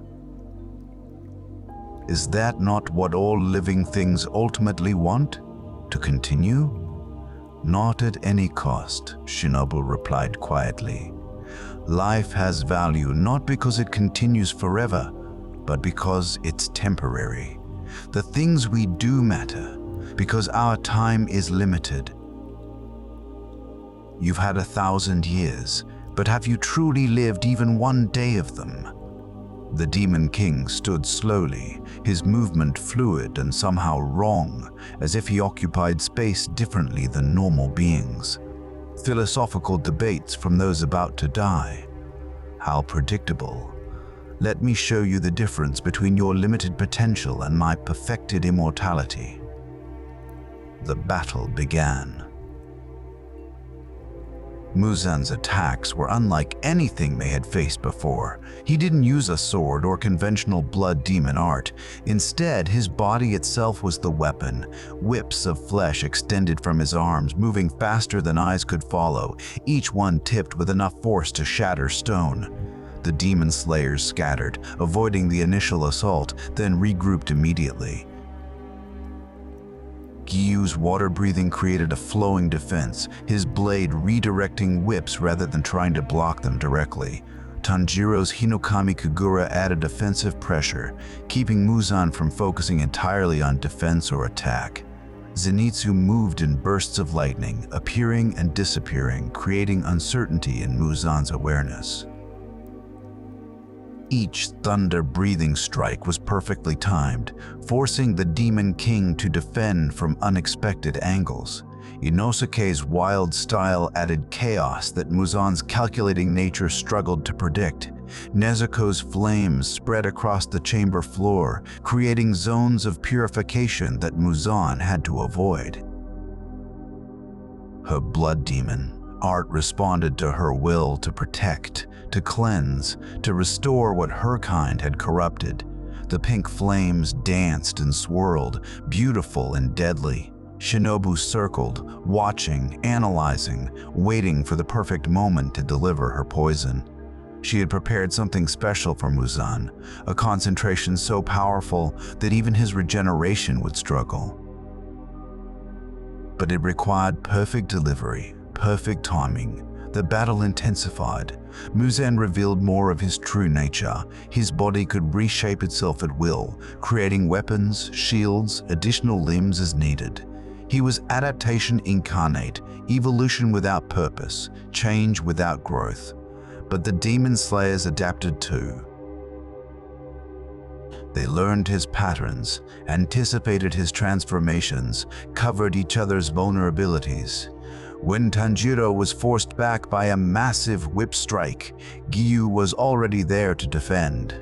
When Zenitsu's speed left him momentarily vulnerable, Inosuke filled the gap. "You fight well together," Muzan acknowledged, his voice unchanged despite the intensity of combat. "Better than any demon slayers before you, but togetherness is weakness. It creates dependencies, vulnerabilities. I stand alone, need no one, rely on nothing but my own power."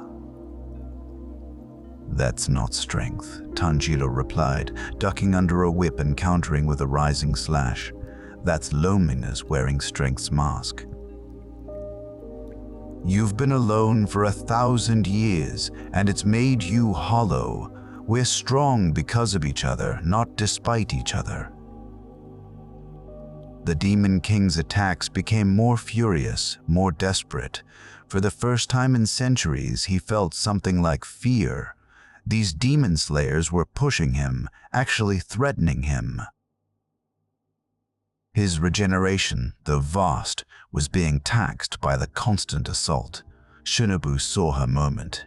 In the split second when Muzan was fully engaged with blocking a combined attack from Tanjiro and Gyu, she moved.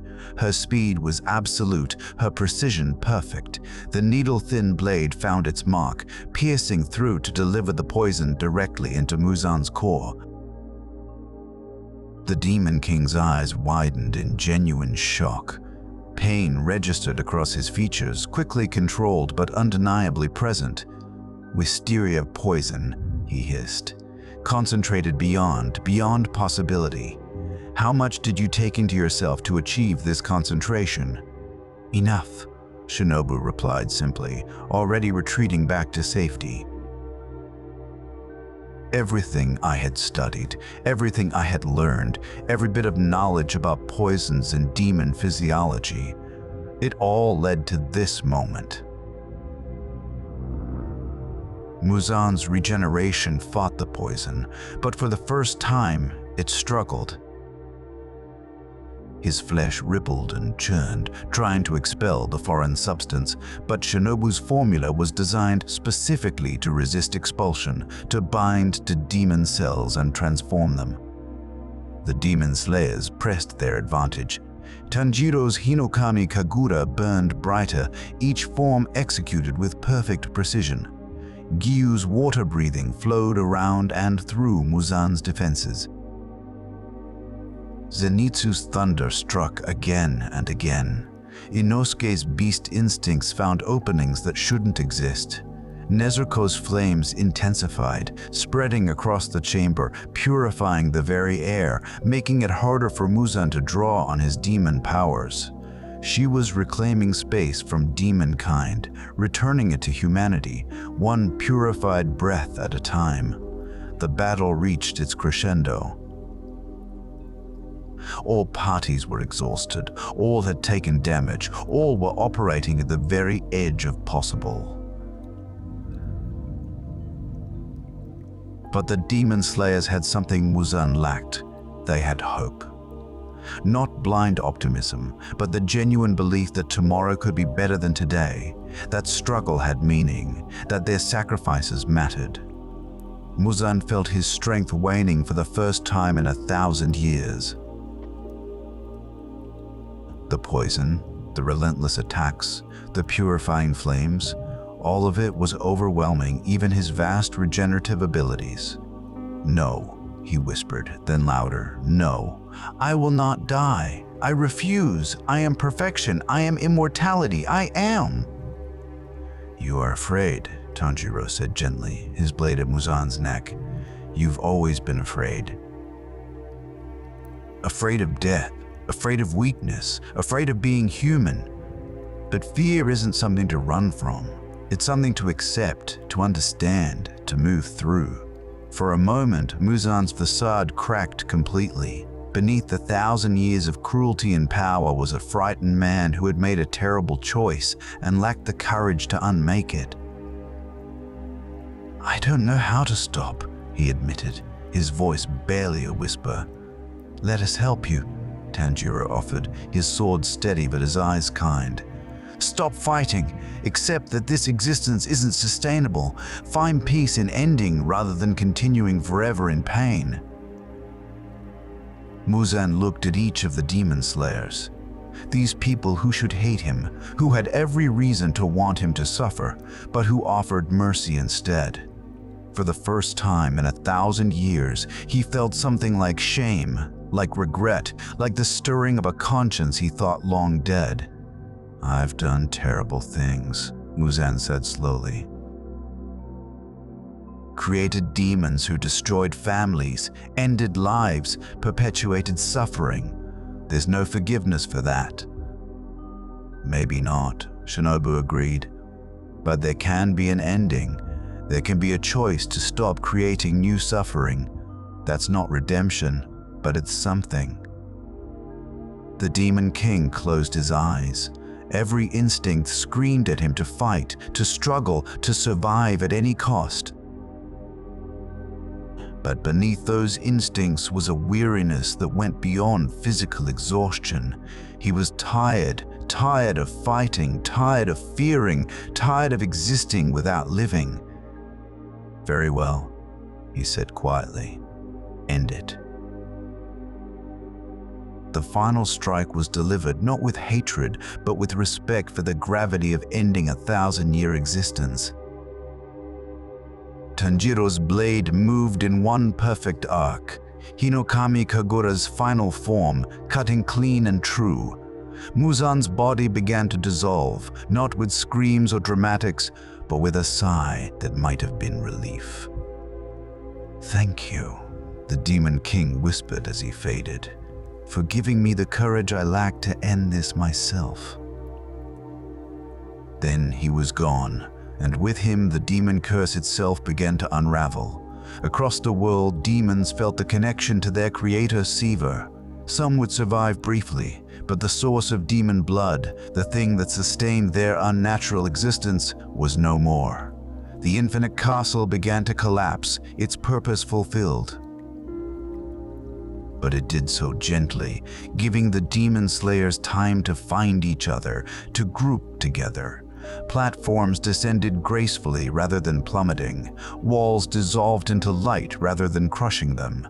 They held hands as the castle faded around them, 6 people who had faced the impossible and emerged victorious. Not without cost, not without scars, but alive, together, human. When the light cleared, they found themselves outside, standing in dawn's first light. The sky was painted in shades of pink and gold, the sun rising on a world freed from a 1,000-year curse. Birds sang their morning songs, completely unaware of how close darkness had come to eternal victory. The demon slayers stood in silence, watching the sunrise. They had won. They had actually won. The mission that had seemed impossible, that had cost so many lives, that had demanded everything they had to give, it was complete. Tanjiro looked at Nezuko and saw that she was changing. The demon features were fading, her fangs receding, her eyes returning to their natural brown. Freed from Muzan's curse, she was becoming human again.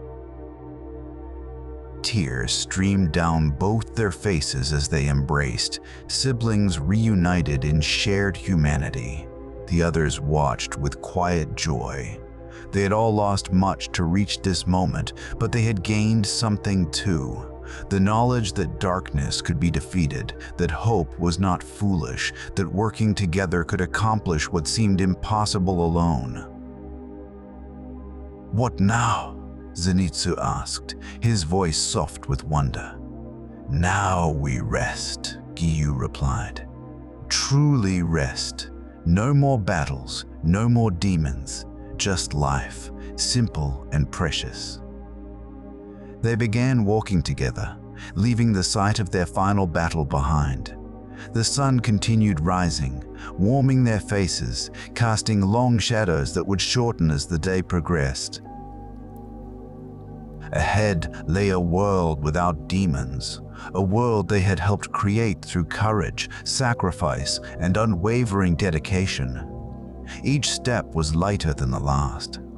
The weight they had carried for so long was finally lifting. They would always remember those they had lost, always honor the sacrifices made.